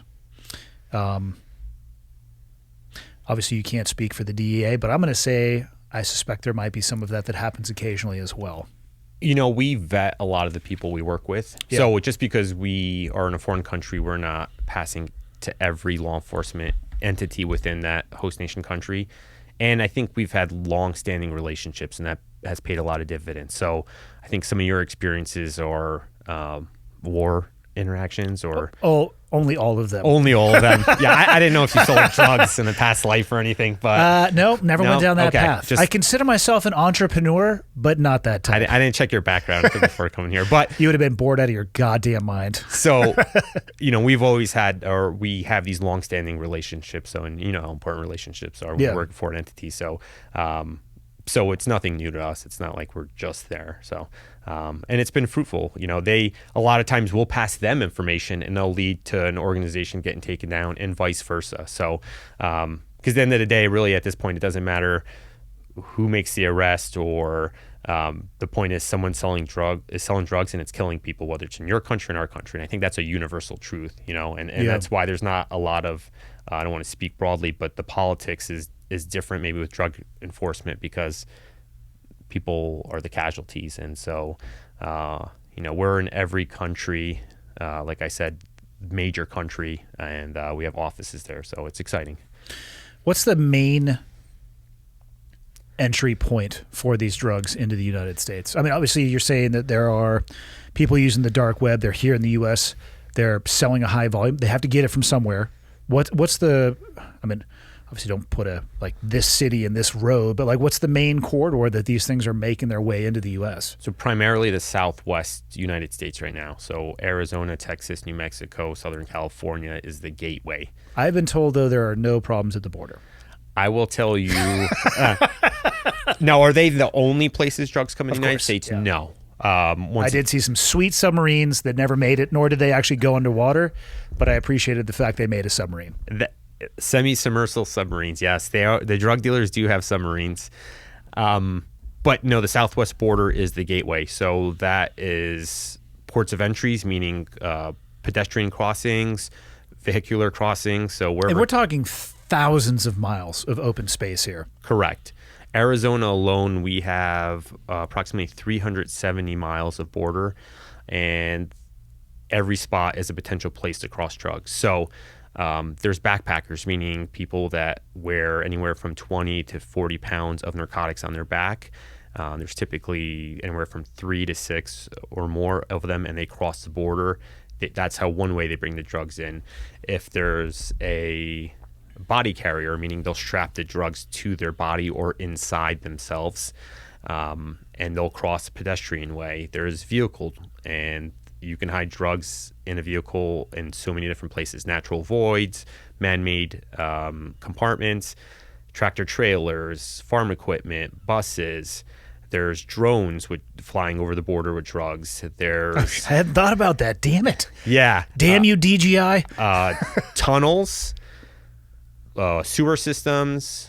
I've seen catapults, a wire system someone did where they basically like you hang. Best way to think of it is like you hang laundry the old way. Yeah, like a long wire where they just spit it across. Spit it across, and that's not. I mean, that depends on the area, right? For sure. And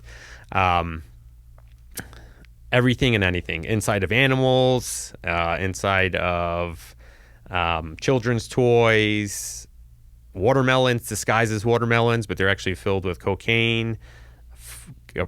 Produce is a common one.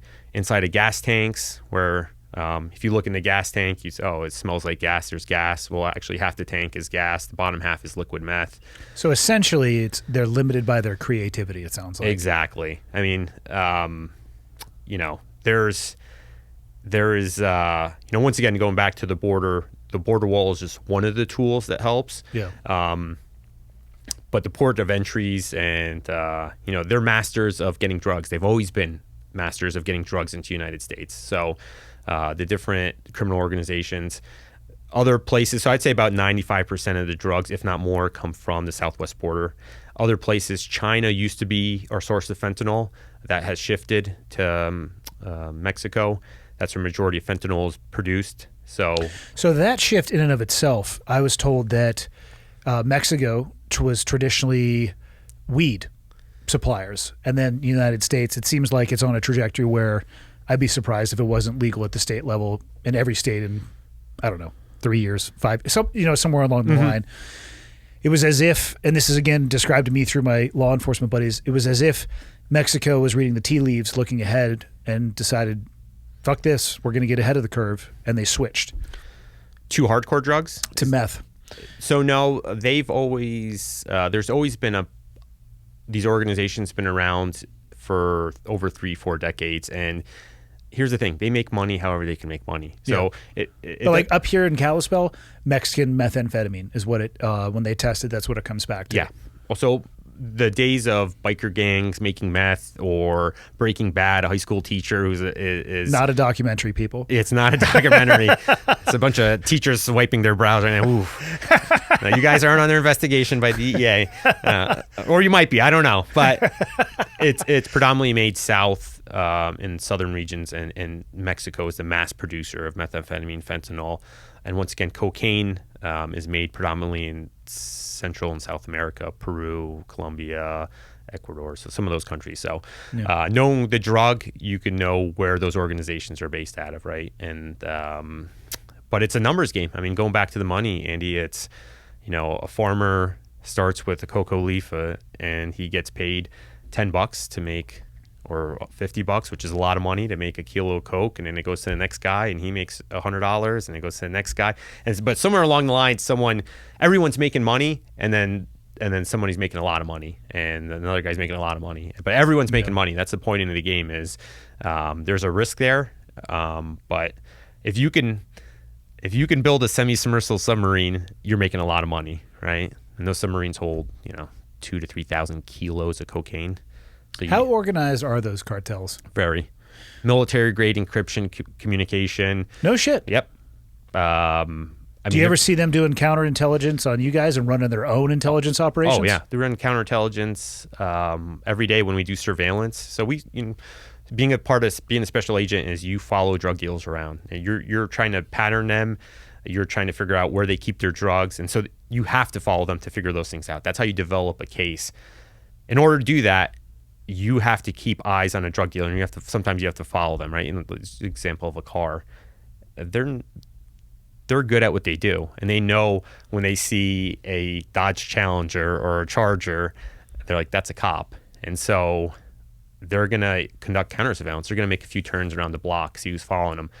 They might even follow you. So now you're getting followed, and you're figuring out, how can I lose this guy? So you're blowing lights and as safely as you can, and you're making those 4 turns in the community to see if he's following you.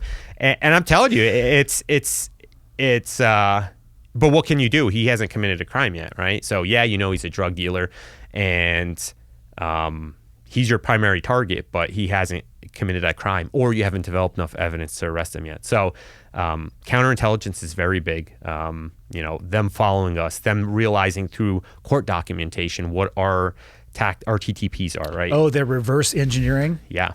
Based off of what they can read in the court docs? Correct. So, interesting. So they'll know now, okay, this is what they're going to do is they'll, listen to your phone call, or this is the source of their information. So if you had 1 or 2 guys within your organization get arrested, and within the court documents, it laid out how law enforcement got to those people, that whether it's human intelligence or electronic intelligence or signal intelligence, now they know. So they're going to change up. And so it's this cat and mouse game of, I caught you or caught someone in your organization. Now they change, so we have to change. And you're always trying to be one step ahead of them. It's a chess match.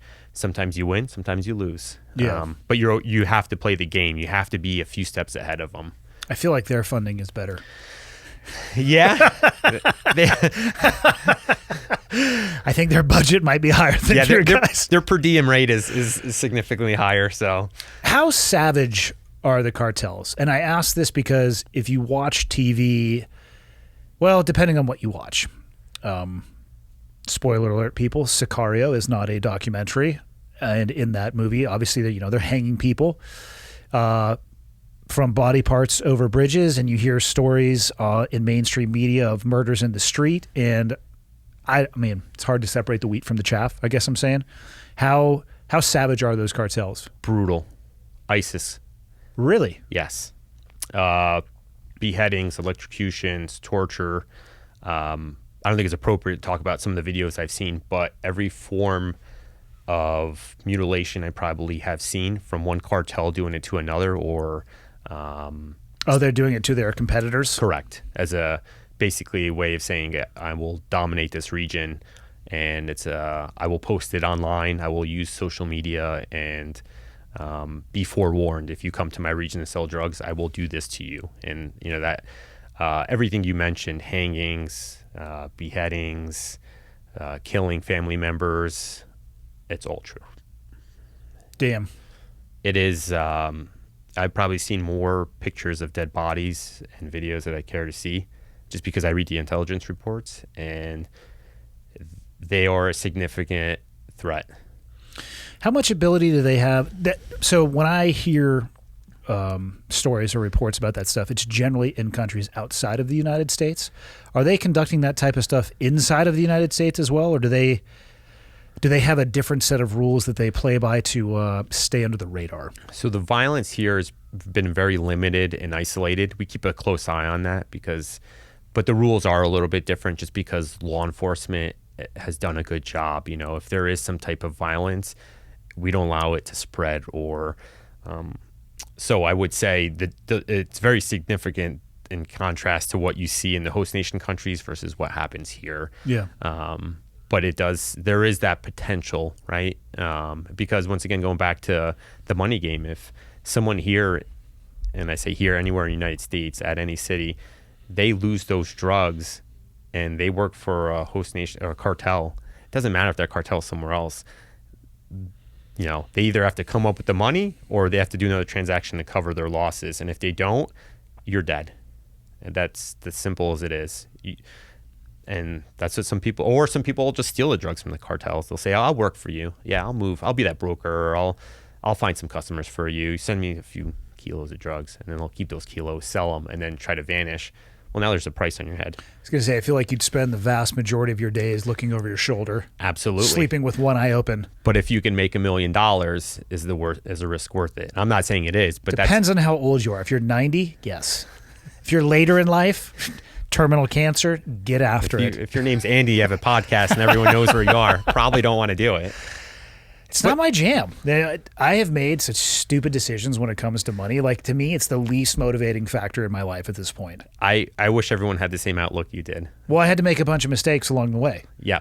So, I invest. I like to buy high and sell low. It's an awesome investment strategy. If anybody, I could write a book on that and just talk to people about really good ways to not be smart with your money. It's fucking idiot. I'm an idiot. But it's a high risk game, and I will tell you the violence. I can't comment because I don't know what you saw on TV, but it's the stuff that the stuff that's going to lead, right? If it bleeds, it leads mentality. It's probably the worst of the worst, I would imagine. Here in the United States, power is typically associated with money or maybe a political position or a stature. In these countries, killing is power. Yeah.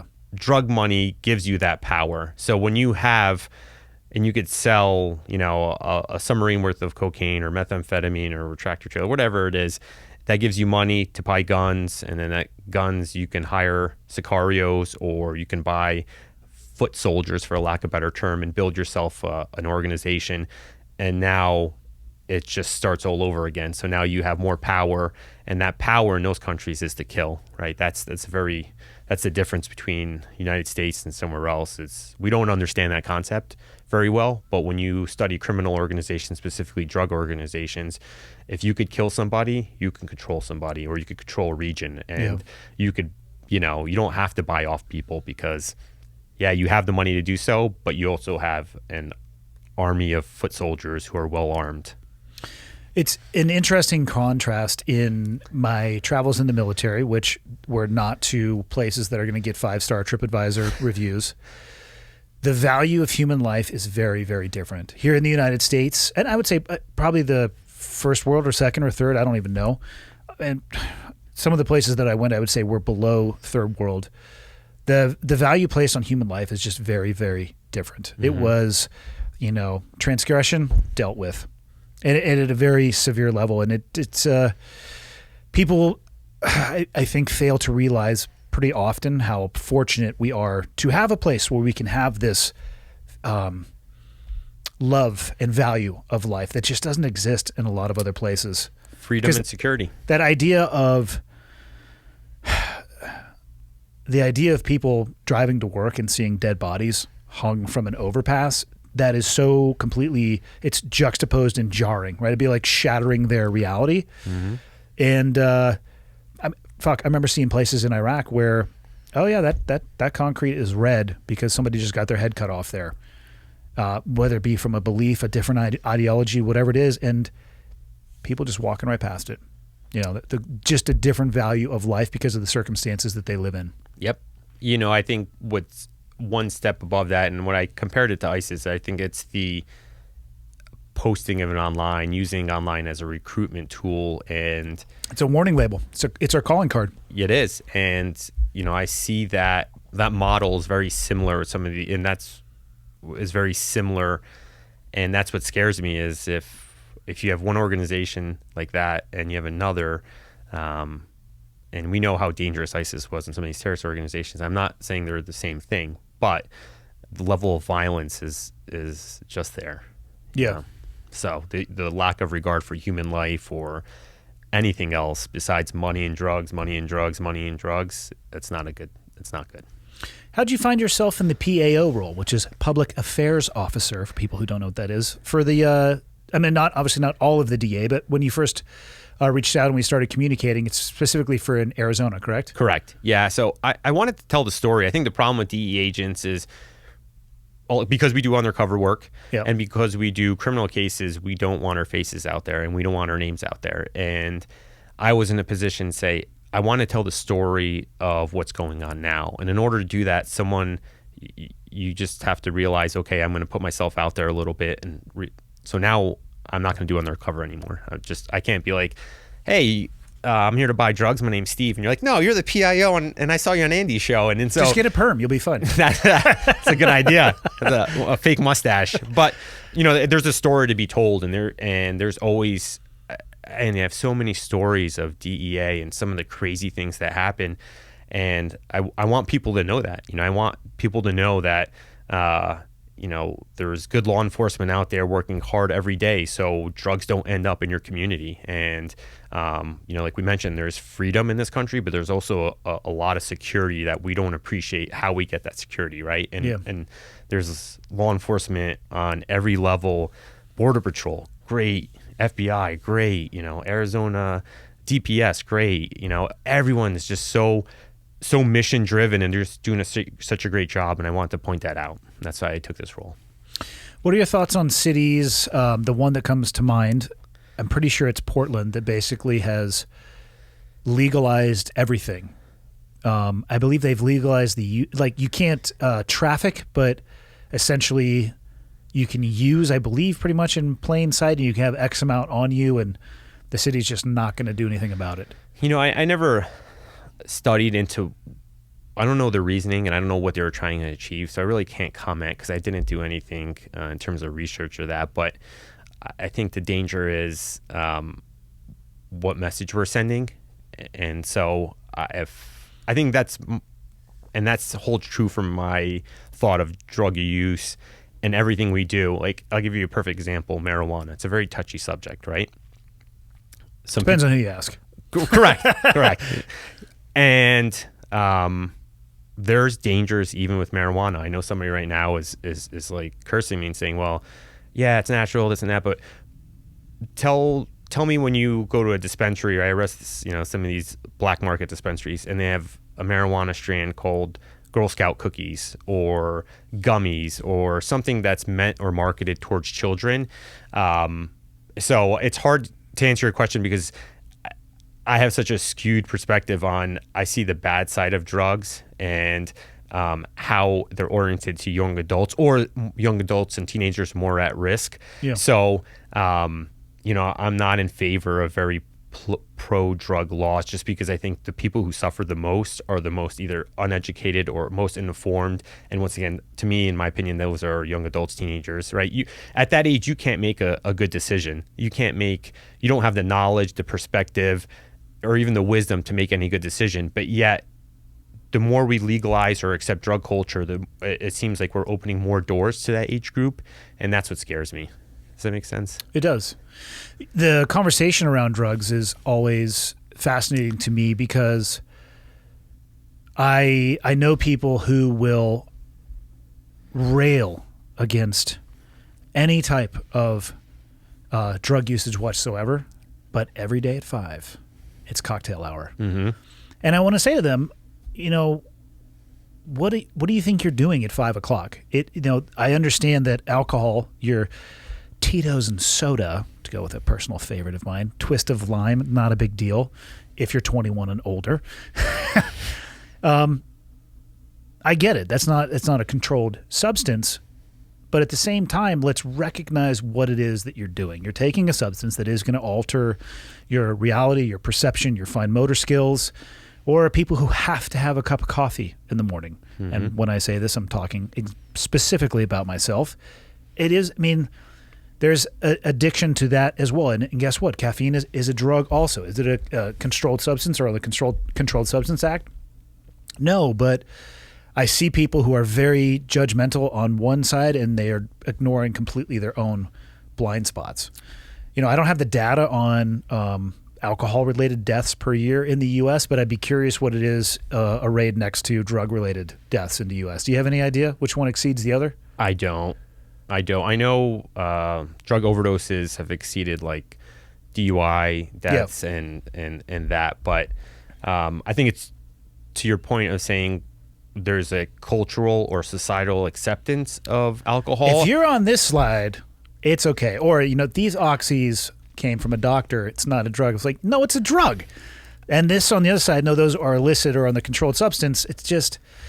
You're dismissing a risk with alcohol because it's culturally accepted, or we're just blind to it now because of years and years of acceptance. And that is my concern with the more we legalize drugs, is we're saying it's okay, it's no big deal, right? And that no big deal adds up to the point where drugs are now part of everyday life, and that's what I'm trying to avoid, because there's risk, just like in alcohol, just with drugs, whether it's in a bottle or it comes from a street dealer, or whether it's this type or that type, there's always a risk, right? Yeah, and it takes time and laps around the sun to be able to make better decisions around that stuff. And I don't have a perfect track record when it comes to alcohol. I've done some ridiculously stupid shit when drinking. I don't know about anybody else's experience, but when I drink, I get smarter every drink. My IQ just like, no, it's the exact opposite direction. I've gotten better with it as I have aged, because I have a different context in the way that I view the world, but it's a tough one. I don't want to tell anybody how to live their life, but I also don't want anybody's bullshit and sloppy life choices to spill over into my life either. Absolutely. I mean, at the end of the day, regardless if it's alcohol or illicit drug or prescribed drug, to your point, if you're getting in the car and your motor skills, and if you're driving impaired, you're putting your family at risk. You're putting my family at risk, right? And then that's where I start having a very serious issue. Like I said, if somebody could go full Unabomber shack without actually making Unabomber stuff, like if you wanted to live your life that way and you want to go and to flush your life down the toilet by becoming an addict to fill in the blank, I'm not going to judge your life choices. I do think you should have freedom of choice, but I don't think that should remove the consequence that comes from that. And I think that's a big step that is missed there. So we've talked a lot about the organizations that you're going after. And if I look at, from my own perspective of drug use or what the drug culture in the U.S., we're going after those people that are creating it. Totally understand that. However, how do we address the desire of people to use in the U.S.? Because if both exist, if there's that desire to use, I mean, there's that whole other side of the conversation of how do we change people's perspectives or thoughts on it? Because as long as that desire's there, people are going to find a way. Just like prohibition. When you start putting 14-year-olds and 15-year-olds in body bags and telling their family, sorry, your daughter or son died, and they haven't hit puberty, if that's not a wake-up call for America, I don't know what is. It hasn't woken them up yet. Not yet, but I mean, this is a start here, right? I mean, I hope. I think the numbers, at some point, it has to be a national security issue if it's not, right? How many Americans do we lose? At what point do you say, well, 200,000 is enough or 300,000 enough that people wake up and say, wow? And the numbers are going in that direction. So I hope I'm wrong, and I hope somebody says, that guy, he doesn't know what he's talking about. But the reality is the numbers say otherwise. CDC came out today and said 93,000. Last year was, a few months ago, or last year was 85,000. The year before that, it was 70,000 and 60,000. And so, the time your daughter graduates high school, is it going to be 250,000 Americans? I mean, and to give you perspective, 93,000, fill up a football stadium, seat to seat, full capacity. That's how many people we're losing a year. Go to next time you watch a football game and think, wow, that many people just died from drug misuse, abuse, overdose deaths. And I feel like that statistic is probably going to be equally matched, if not exceeded, by alcohol-related deaths. And again, that's also not at a place where people are talking about that narrative. And don't get me wrong, I enjoy drinking socially from time to time. Not an advocate of getting behind the wheel or any of those other decisions that can come with that are leading to those deaths. But that's also not a national conversation either. So I don't know what it's going to take. Yeah, I don't know. Do you scare people into realizing the problem? Do you try? Can you even scare people in this day and age? I don't know. I don't know. I question what it would take to actually scare the crap out of somebody. Yeah, we're bombarded with so much negative shit every single day. I don't know how you're the red flare that gets everybody's attention for the fleeting moment that they watch it go up and they're like, oh, there's something shiny over there. Yeah. I don't know how we do it. I agree with you. I think schools are a great place to start, though.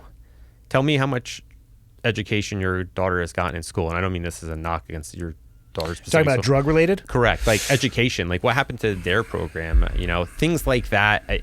If we can't get people to stop their cravings, and there's got to be somewhere along the line where there's that negative connotation, or we can stop that negative behavior. We can identify it, we can recognize it, we can prevent it. Where is that? I mean, I think schools are a great place. I think they are, but I think for it truly to be effective, it has to start with the family before that. Absolutely. I think that's great. It's And I say that because let's say you're an amazing family and you're raising amazing kids that are responsible. They're going to go to school, and that's where they have that interaction with the social circle. And I mean, there are, in every place that I've lived, there are, of course, people who seem to have a silver spoon up their ass, and then people who are just scraping by to be able to make it, and everywhere in between. So you can take as an example, a perfect family and put them into that social circle, and then that example that you're setting for your kids, that's great. And then they keep getting knocked on by the influence of their social circle. And that's one thing that I've come to realize as my kids are getting older. I have less impact on their life than I would like to think. They paid attention to what I said, I think, a lot more when they were younger, or at least it appears to be that way. I think maybe now they can hear what I'm saying and they can process it better, whereas before I was like their sole point of information, and now they have teachers, and who knows how invested their teachers are. Maybe they're up there. I mean, I swear they played a video for sex ed for me in high school. Like the teacher was just like, whatever, you know what I mean? And maybe they're doing that with drug education now. Yeah. I don't know. I am not aware of what they're using for a program up here right now where my kids go to school. And that's a total deficiency on my part as a parent. And I'll go and I'll talk to them because I'm going to have them with me all next week. So the teachers, but the social circle, that is to me that confluence of influence and background. I mean, I think the best we can do is prepare them and make them as capable as possible. But I think that's really where the tide starts pulling them in and out. I don't know how much of it the school can actually do. I wish I could say like the school is the way, but in my mind I'm thinking the school is not doing that much. I think we can add on. I think it's the team effect. So it's not only you, it's me as a DE agent, it's the baseball coach, it's everybody that is unifying and saying, we don't condone this. We don't want this in our communities, right? I think back to the police officer that was a part of role model, and that was like, hey, Bill, like you can't beat people up. You have to, there's a rules. There's a community. We got here. Rules, man. And, the point was he wanted me part of his community. He recognized that I had something, and it wasn't. He wanted to be positive, not negative. And I think we all have to be positive role models. I think at every level. So, I would hope that if I interacted with your kids, I could support your message of, if we're all on the same page, right? No drug is a good drug except if it comes from a pharmacy or a doctor. And if we're unified in that message, I think every angle they turn, whether it's they go to sports or a different set of parents, or the problem is when, to your point, when they go to another household and that message is different, and maybe those set of parents are abusing alcohol or drugs, and they see that, and now, well, what did they think? I don't know. I don't know what a teenager thinks at that point, or a young adult. So the universal message is no longer universal. It's not reinforced. So I wish, that's $1 million question. I wish I can answer it. But I know it starts at the community level. I'll tell you, if anywhere Americans can do it, it's when they come together at the community level.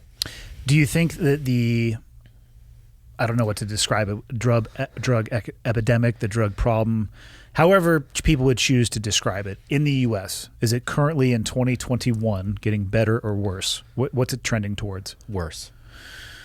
As far as probably every metric, usage, deaths associated with usage.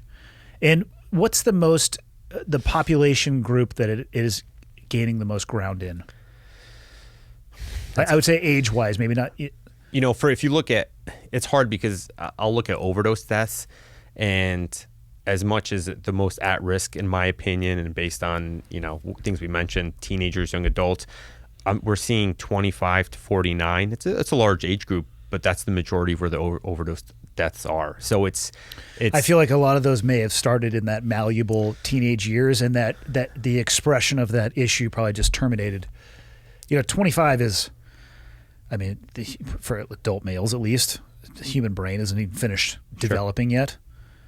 I'm speaking for myself, pretty lucky I made it to 25. I did some dumb shit along the way, really tried to kill myself in a non-intentional way. It's amazing that we're still sitting here. And you didn't do drugs, and then, yeah. It was never really my thing. But again, I drank underage. So it depends on how you describe a drug. Under Did I use a depressant in a liquid form that changed my motor skills, my thought? Yes, I did. Yep. So, Yeah, so you're talking legal drug, illicit or illegal drug, street drugs, etc. yeah. One way I think about this all the time is goals. I wish we could teach kids at an early age and ask them, what are your goals? What do you want to be in life? Like, what is your, and then the answers will vary, but the answer is always the same. Drugs don't have any part of you reaching your goals, right? So I really don't think anybody would say to their parents at the age of 8, I would like to be addicted to methamphetamine. There's no way you could have done what you've done in your military career had you been using or abusing these illicit street drugs. You'd be surprised. Okay. There were some issues along the way, to include overdose death in the parking lot one day. Listen, I recognize every organization everywhere. Yeah. Super outliers for sure. Yes. How do I talk? Let me think about a way to talk about this without being too specific. Let's just say there was an incident where everybody at the command was recalled to the command for urinalysis. So there are issues with, and there have been issues with narcotics directly at the commands that I have been associated with. Not, I would say, permeating throughout, but like a small nucleus of individuals. Absolutely. So I'm not recognizing drugs aren't part of even the best organizations. The way I would put it is that person who had the issues with the drugs or that specific command, did they reach their full potential? Could they have been, were they the most elite? Did they reach their maximum performance level? I don't think you possibly could. My point is, I think drugs prevent those, right? You can't get to a high level of performance. You can't achieve your goals. You can't dream if every day you're waking up and worrying about where's my next fix coming from versus how am I gonna kill today? How am I gonna maximize being a beast and working hard and doing this and then repeating that every day? Two totally different mindsets. In the beginning, it may seem like they're aligned. Well, if I do coke, it'll help me get through the day, or I had a bad day, or whatever it is, right? I got this pain, but it backfires on you, right? At the end of the day, you're going backwards instead of forwards. And my point in talking to the kids is, right, everyone has a dream at some point in their age, even someone who overdosed like my brother. But I don't know, I wish someone along the line could have said, all right, how do you get from here to there? What's your dream? And then show along the way. Drugs don't have any part of that. They don't. That's, I wouldn't be here today, not even talking as a drug agent, or the things I've achieved in my life, whether that's on the family level, as on the professional level, on the personal level, with that, if I had done drugs at any point along the line, they just hook you and then they keep you in that. They keep you tight to you. I feel like, and I'm speaking largely from a lack of experience, I feel like people go into it saying, I'm going to control this, and it ends up with this controlling them. So there's a lot of science behind it, and by no means I'm a DE agent. I recognize that. I'm not a drug misuse expert or rehab expert, any of those things. But if you look at dopamine level, that's really what we're talking about when we do drugs. It's the euphoria you get from doing a drug. So something, and there's different dopamine levels, right? And dopamine's natural for those listening, so you eat a cheeseburger and you're like, wow, that was good. Dopamine went off in your brain, or you have some goddamn right. You have some kind of pleasure, right? Don't forget the fries and shake. Yes. I went to Chick-fil-A 4 times in the last 2 days, so yeah, I know. But and that's at 100 level, it's a nominal number. Well, when you do opioids or some stimulant like cocaine, you're at the 1200, 900 level of what makes you feel good. So there's a science to the drugs, and that's what I'm also saying. They're so powerful. They're so good at what they do of making you feeling good that you say, well, why do people do drugs? There's such a stigma because it makes them feel really, really good. That's why. I mean, it's not. While they're on the drug, though. Well, they're on the drug, yeah. And now as soon as they get off, they go negative, right? So the dopamine receptors are now, they close themselves off basically, and they say, well, it does damage when you do drugs. So you've over dopamined yourself. Now the brain almost goes into a negative. And now you wake up and you're like, oh, I feel terrible. Well, what's going to make you feel good again? Well, the drugs you just did, right? Cycle repeat over and over again. Do you have any idea the statistics on recovery from addiction? I don't. Again, I know I've referenced it quite a bit on this podcast, but I'm fascinated by the interactions that my friends have who are in law enforcement in the Valley. They call them repeat flyers. Yeah. Same number, and to the point where the description on the radio or their laptop. Side note, I find it funny that texting and driving is illegal, but apparently driving and working on a fucking computer is not. Okay. Total side note. But the descriptions are they're like, oh, that's Bob, to make up a name. And I've asked a bunch of them, because you've been working here for 10 years and you've seen these people for a really long period of time. I'm fascinated by trying to understand, did you see them early on in their usage, and did they reach a point where you knew it was not recoverable? Because it seems like these things, the drugs have their hooks in people so hard that once it reaches a certain point, I don't know how you come back from that. And if it's impossible to bring that person back from that, what do you do? I've heard people say you have to get clean, and that's part of it, right? But what if you change the chemical nature of your brain much that it's like that's not even something that you're even thinking about. You're not even capable as a human being of thinking about that anymore. What the hell do we do as a society or a community for that person? There are ways. I think we have to give people hope, and it does exist. There are people that go down that path, have a severe drug addiction, and come back and live meaningful lives. And there's tons of those stories. I feel like they might be the minority. I don't know. It's hard because I want to give people hope, right? If someone's listening right now and they're struggling, and I don't want them to think, oh, well, I don't have a chance, because you could pick up a phone right now and there's 100 different organizations that'll start you on the path to recovery. And to be honest with you, it really is just picking up a phone. I mean, there are substance abuse. Medicaid has the ability to pay for treatment centers. There's different ways on the county, federal level to get the help you need, but you have to pick up the phone. You have to ask for help. And you talk about treatment. Part of it is addressing why you did drugs, and that maybe is the root cause of it. Is it mental health issues? Is it behavioral? Is it people with PTSD? 50% of people that have PTSD also have a substance abuse disorder, right? Really? Yes. I wonder if that was due to the prescriptions that they were given for said PTSD. That I don't know. Or maybe it makes you more susceptible to that. Maybe, they're corollary, not causality. Right. So not only are you addressing now the physical dependence on a drug, but you're trying to get to the root cause of it, whether that's emotional, physical, mental, and that could be one reason, 10 reasons. You need experts. You need people willing to help you on different levels, and you need access to that help as well, right? Yeah. Being here, your remote area, where do you go to get help? I don't know. Is there a place here, or do you have to drive 3 hours? I don't know. And I see some of the people that they interact with, and I don't think that those people are capable of making that call. I don't think, I just think they're past that point, and I don't know what you do with that person. Yeah. But I trying to recognize the fact that sometimes the struggle is just logistics too, right? Yeah. It's if some of your friends here, even if they wanted to get help for some of the people, how much is there? Is it a little bit, or is it a lot? Is it nearby, or is it far away? Is it easy? Is it a money issue, right? I don't know. I mean, there's so many barriers to getting help, but it depends on where you're at and what you could do for the people. So yeah. What's the best advice you would give to parents to keep their kids safe? Or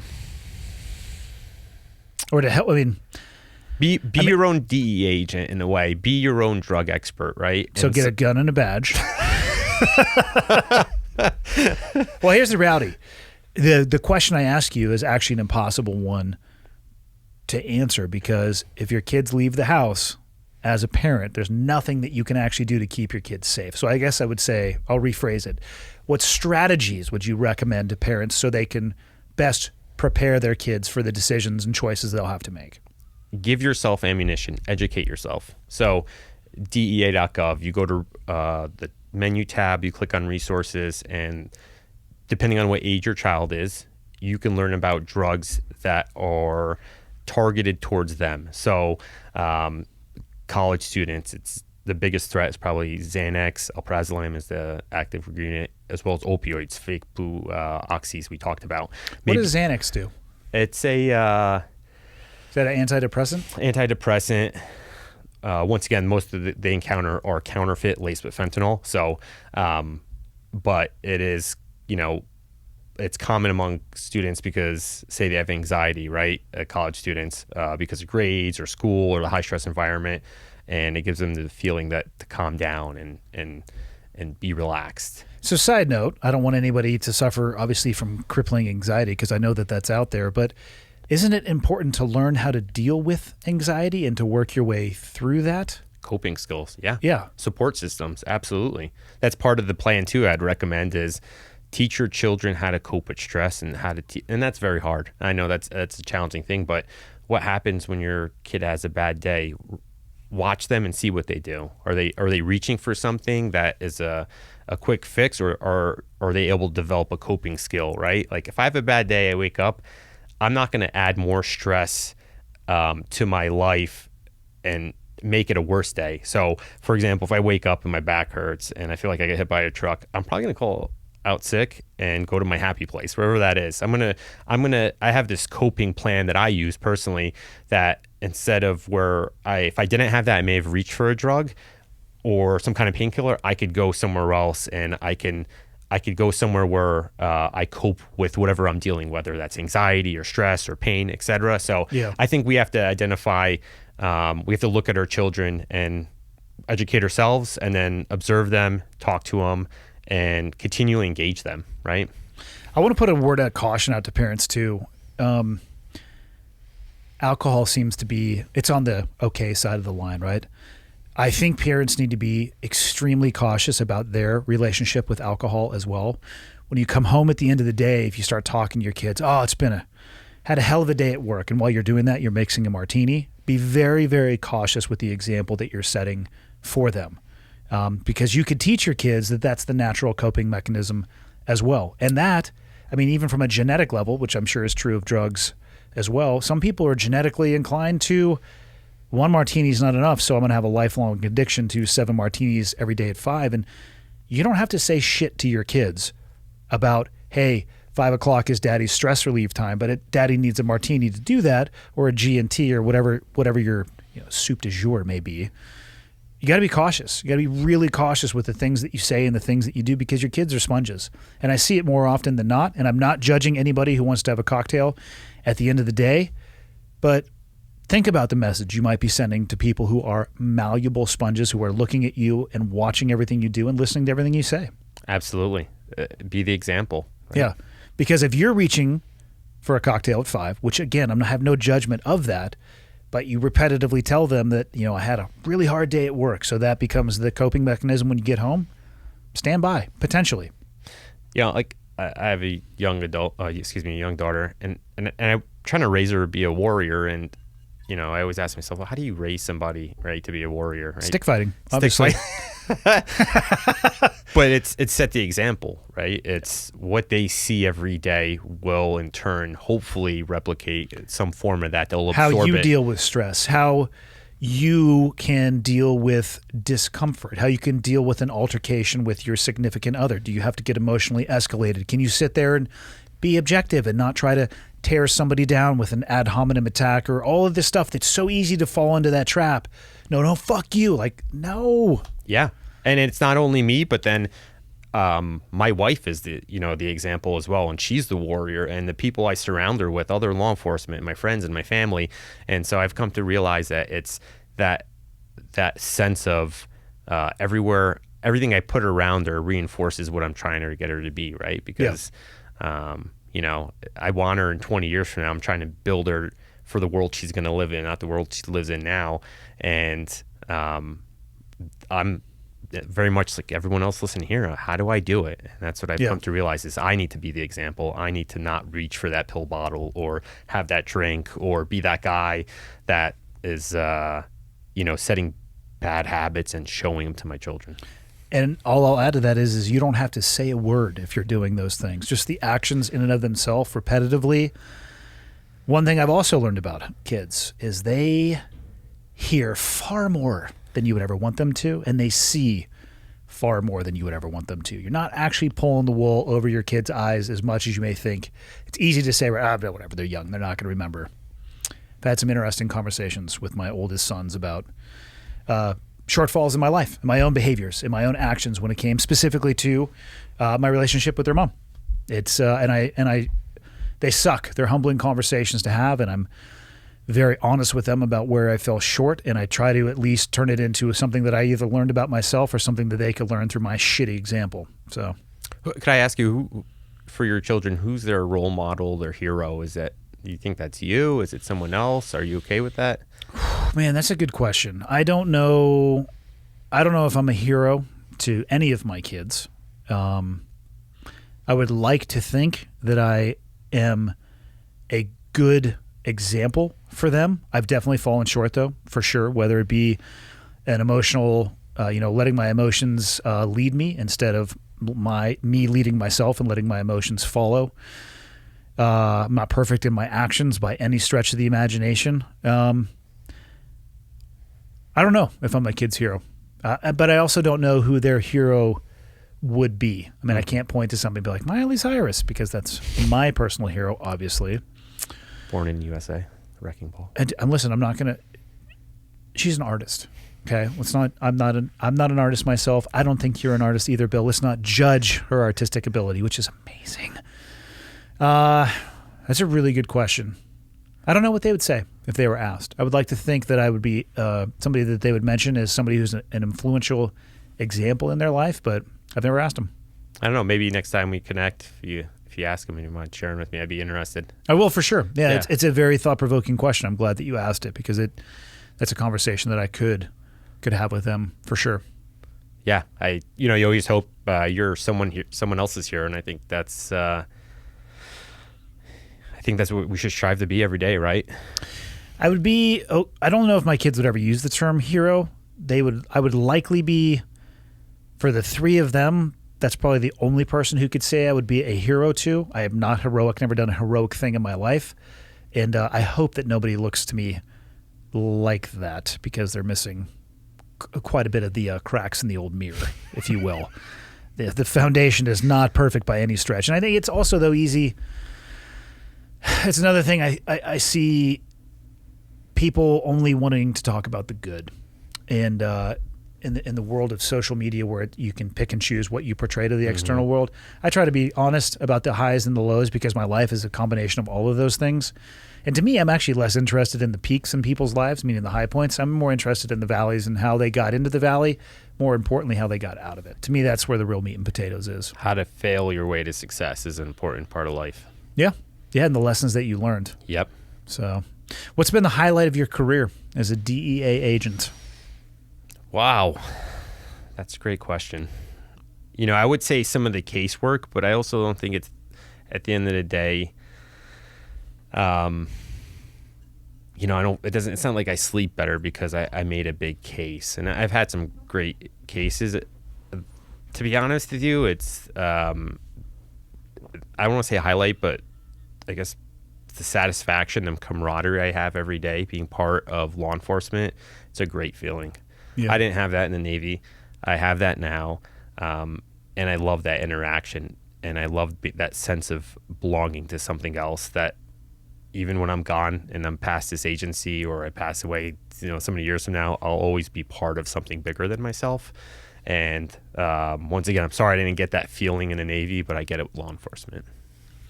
The military is a great opportunity, but it's not the perfect fit for everybody. Yeah, it doesn't surprise me at all. The experiences military-wide are hit and miss, in my experience. Other side of the coin, what's been the low point of your DEA career?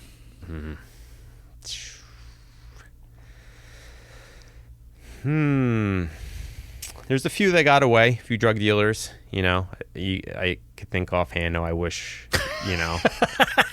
which I'm sure they got arrested. Everyone does. If it's not me, you're down the road. You're going to get arrested. So you put the timeline out long enough, they're probably going to go onto the wrong side, the tracks. Every time. Low point, it's probably once again letting down my team at some point in my career. I don't know what that specific is, but you're part of a team in DEA. You literally back people up running down an alley or in a search warrant, stacking up when you're going to kick a door in. And, if I've ever let anybody down in DEA, I'm sorry. That's probably my regret. It's just because, it's a bad feeling, right? I'm luckily I've never been in a shooting, never been involved with anybody, but I always, that's my biggest fear is I let somebody down and it costs them their lives. Yeah. You're not missing out on anything by not being involved in a shooting. Let me just tell you. Don't ever want to be involved in a shooting. Yeah. It's funny to me. Well, it's not funny. That's a terrible description of that. If you listen to a lot of what is said about law enforcement in the past couple of years, I've heard them described as they're out there hunting people. The law enforcement officers that I know, that I have been exposed to, and of course it's a limited amount, and I can't speak for the entire community as a whole, and I know for a fact that there are probably bad apples out there and actors that are in fact probably doing that. The people that I know, they do not want to take anybody's life. Like, they're not looking for a reason to clear leather on their holster, even though it's probably Kydex of some kind, but it's a good old term. Actually, if you're still using a leather holster, please contact me and I can point you in the direction of many that are not leather, will stand the elements better and probably protect your weapon better. But they're not out there looking to get into a shooting. They're out there trying to make a difference. They're trying to stand in between people who would be the victim of a crime and those that would perpetrate the crime. And I have nothing but respect for that. Yeah. That's, I think, shedding light on things is we react to what people do. I don't control a scenario a lot of times. I'm just constantly reacting, making decisions one after the other. And if I could share one story that I think, and this is probably holds true across law enforcement, and there's some scenarios you put yourself in that are not winnable. And I'll share a story. I was in LA and we had some information that someone was selling drugs. Not in L.A. No, it was L.A. It was LA. Definitely not Hollywood. It must have been a one-off. So we'll use the Home Depot scenario, right? They were going to do a drug deal. We conduct surveillance clandestinely. We're in unmarked cars, and we watch a deal happen. We arrest the bad actors, the seller and the buyer. And we get the cooperation of the seller because, once again, we're working our way up, head of the snake concept, right? The seller doesn't want to go to jail. No. But it takes some convincing. And I was the guy who was talking to him. I'm like, and I'm sitting there, and it was probably a good hour. And finally, he's like, okay. He's like, here's the house that I go get the drugs in. This is the guy. This is what he looks like. This is the name he uses, or street name. And I said, okay, jump in the car. We'll drive there. Show me the house. Shows me the house. And it turns out to be an apartment. So we get the team together. We go to the house and we knock on the door. And it's a pregnant female. And she's very nervous, very scared. And we're like, hey, we're looking for such and such. And right off the bat, you have the right house, right? But you don't know what's inside. You don't know if he's in there hiding with a gun, if he's not there. You don't know anything. Yeah. You're just going off of, I'm reacting off information that I developed in order to do my job. So we get to this suspected drug house, and this was going to be a good house because, we hit a higher level guy. So if we're going up, the return on investment gets better. The fish are getting bigger. More drugs, more money, more guns. It's more of a high risk game. And so she gives us consent. We go inside of the house, and we get inside the house, and it's my partner and I, good friend of mine, speak Spanish. And next thing you know, we see a car pull up to the apartment. The drug dealer realizes we're at his house, so he flips a U-turn. He takes off. We put it over the radio. Car is leaving, and everyone scrambles on a team except my partner and I. And so we stay there because we're in the house. And at this point, we're going to lock down the house, meaning, likely drugs there, probably get a search warrant. And I don't know what's going on with the team. I'm trying to follow up on the radio, but we're focused on this female, and she's so nervous. And I'm like, but she's ready to pop. She's about, 8 months plus. Yeah. And smaller female. And my partner, he had just recently had 2 kids, twins. And so he's more, at that point, I didn't have kids, so I'm not, very. You're not very versed. Yeah, I'm not very versed, And he's like, oh no, he's like, he's like trying to calm her down, and he I'm not doing anything wrong, he's not doing anything wrong. We're just trying to assess the situation still, because we still don't know, right? All our intel said is go to this house, this guy sells drugs. And so she's getting more nervous, and once again she's like, oh, can I go to El Baño, go to the bathroom? Sure. My partner, she goes there, comes back out a little less stressed. Fast forward, they end up apprehending the guy, bring him back. Downstairs is 20 kilos of cocaine, so about 45 pounds plus of pure cocaine. Would that fill up this tabletop? Like, what are we talking about here? It's 45 bricks, so yeah, if you lay them flat, and you're probably talking, up here in Montana, it's a few $1 million worth of drugs. Most of America, it's a few $1 million worth of drugs. LA, once again, probably anywhere from 25 to 40,000 per kilo or up. Okay. And so anyway, it's a lot of money, right? So that's the fast forward part. Well, the unwinnable solution is we didn't realize when we knocked on the door, she had a gun on her. And here's the thing with drug dealers. They don't know when they get a knock on the door if it's other drug dealers or criminals trying to break into the house to steal their drugs or their money, because they know if someone steals their drugs and their money, they're not going to call the cops, so they have to arm themselves. So when that knock comes on the door, they have to assume it's someone else bad trying to do something bad to them, or it's the police, right? But she came to the door pregnant with a belly band, which I didn't even know what that was at the time, and she had a 22 little 3-shot semi-auto on her. Yeah. And we never knew. And I always think to this day, 10 years later, that's not a winnable solution. When me and my partner are alone with her, say she had ill intentions, pull that gun. Who wins in that? No one. Yeah, she could have come out of the bathroom with that thing ready to go. And so what are we going to do? We're going to draw. If she comes out with a gun, this isn't the movies. You can't shoot the gun out of her hand. I can't Chuck Norris roundhouse kick her.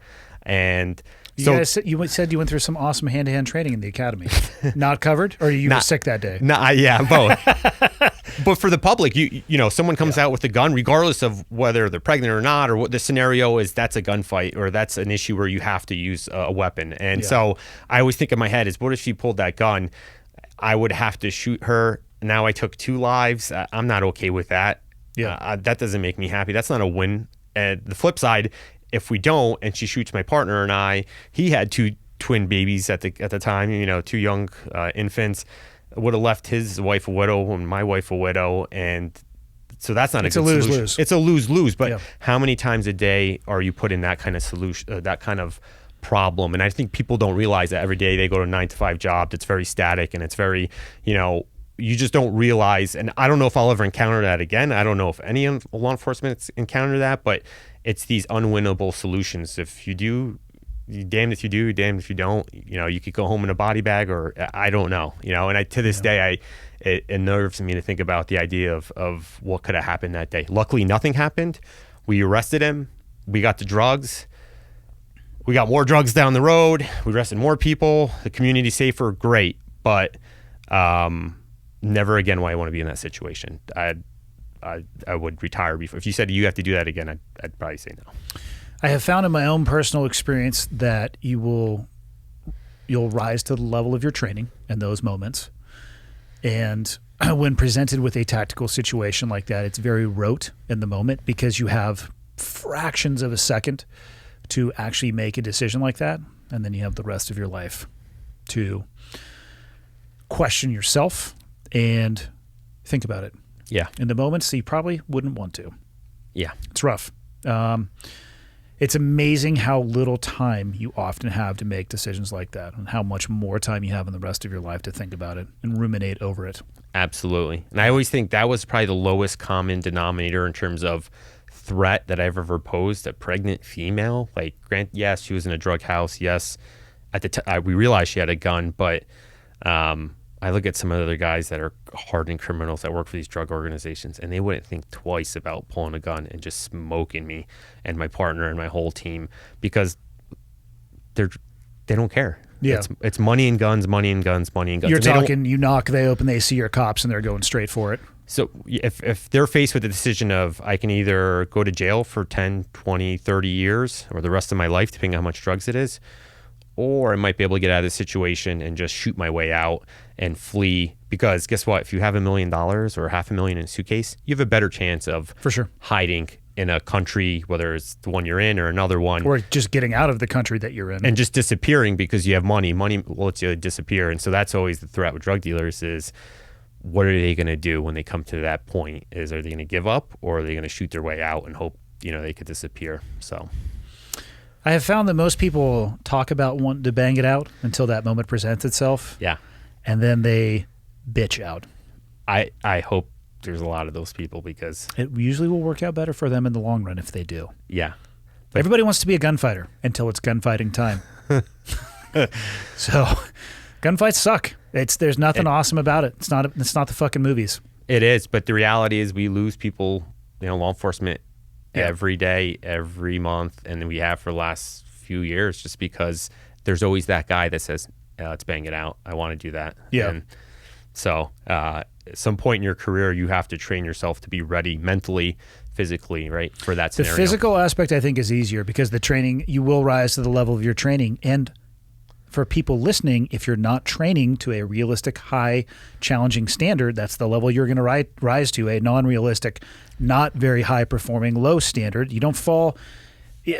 What's the common phrase? I'm gonna rise to the occasion. No, you fall to the level of training that in your last training scenario. And if you haven't been training and you're only shooting 50 rounds a year, I'm going to recommend to people that they up their game and spend their personal time and their personal money. So in that situation, the training becomes, that's the easy part, is the physical reaction to that. The difficult part is everything afterwards, the mental weight that comes from those decisions.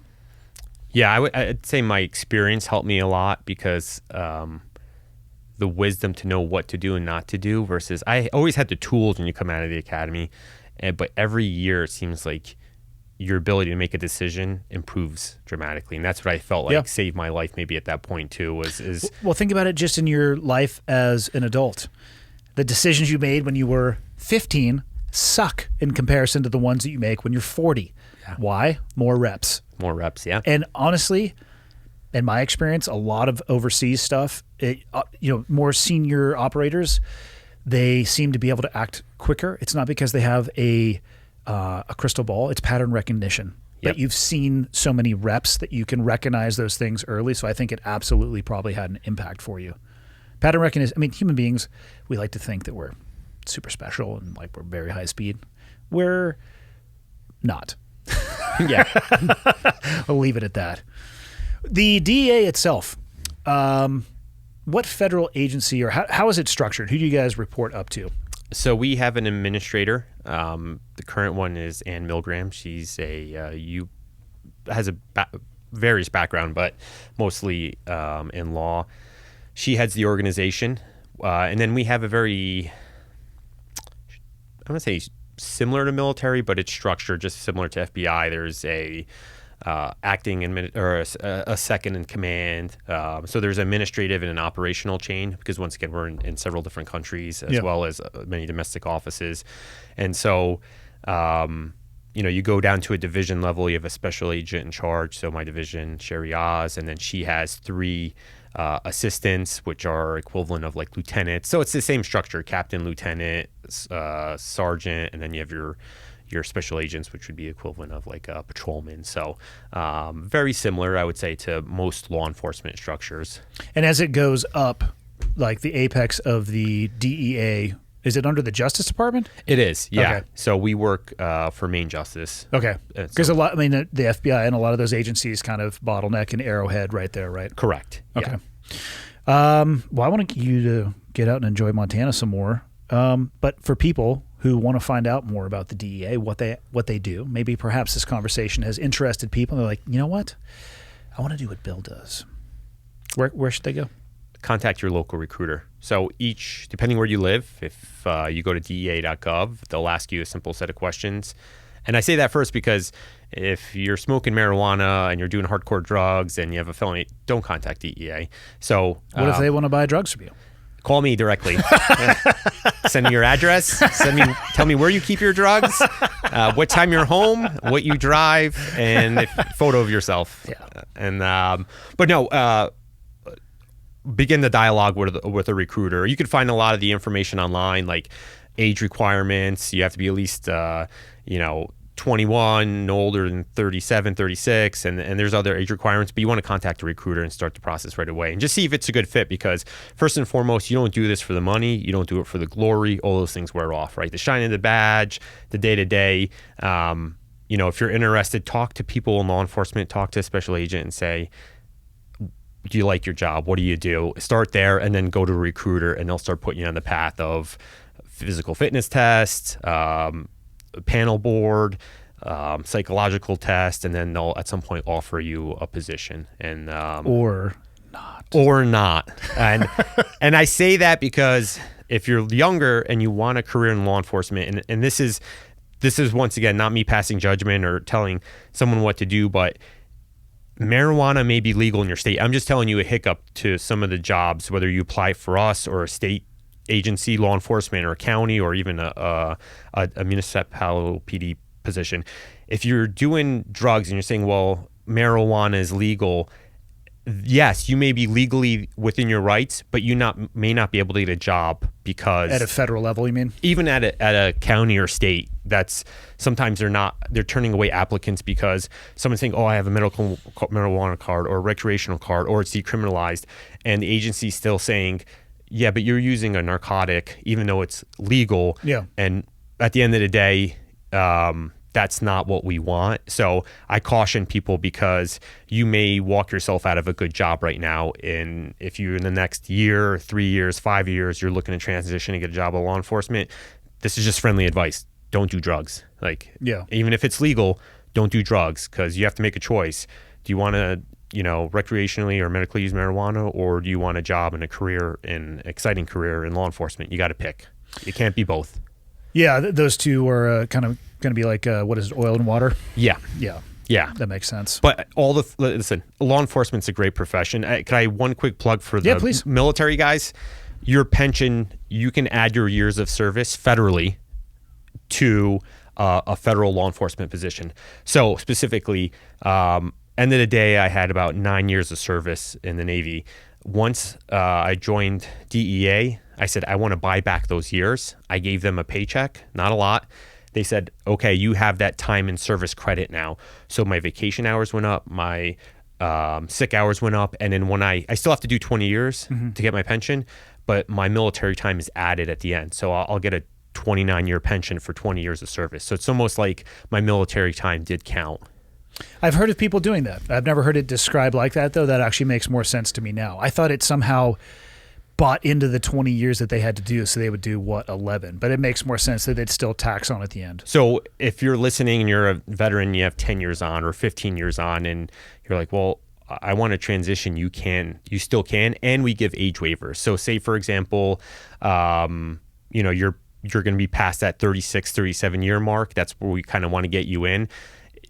There's the potential that we'll give you a waiver, so you could be 43 and join a federal law enforcement and use your military time and serve your country and continue to do that until whatever age you deem necessary. So don't get turned off if someone goes to DEA Gov and says, oh, well, 36 is a cutoff. I'm a veteran. I'm about that time frame, or I'm 43. No, if you have the right talents, we'll hire you. We potentially, I can't promise you, but you might get an age waiver, and now you added, say, those 15 years. You do another 20 of a 35-year pension, you didn't lose that military time. Yeah, but you'll be like 117. So you'll have a lot of arthritis. Yeah. I mean, how much arthritis do you need? I don't know, but you'll get your fair share in law enforcement. For sure you will. I can't thank you enough for coming up, man. It was actually a really illuminating conversation. I'm definitely leaving this having a better understanding of what it is that you guys do and the struggles that you're facing, for sure. And I need to have a conversation with my kids. Got to figure out who their goddamn hero is. Part 2 next year. I'm gonna put it down there. I'd love to come back. And please do. Yeah, because drug trends will change. I'll tell you next year something else is happening, or there's a new, more powerful drug, or here we've seen a shift here, and every year I'm going to keep banging on the door saying, Andy, let me talk to people about this message. I'd love to have you. Let's Thank put you. it on the schedule for sure. Thanks, man. Thank you to Babbel for supporting this episode of the podcast. Right now, when you purchase a 3-month Babbel subscription, you'll get an additional 3 months for free.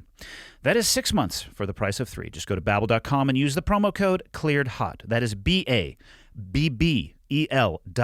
Code ClearedHot. All one word, all uppercase, for an extra 3 months free. On the west bank of the river. That's A firm, west bank. It gives me hell. Still give it to me in the grove. Okay, one's in from the north. I've got the west bank of the river. Two's going to give it to you in the grove. Roger, give me that gun run. Right along that bag, baby. Ladies and gentlemen, thank you. Thanks for taking the time to tune in, whether you're listening on an audio-only platform or you're watching on YouTube. I appreciate that you take the time every week to tune in. People ask me a lot, what can they do to help me spread the word? And the answer is actually embedded in the question. The biggest thing you guys can do to help me, if you enjoy the podcast and you think it would be helpful to others, is subscribe and share it with other people. And if you have the time, go on to Apple Podcasts and leave me a rating and a review.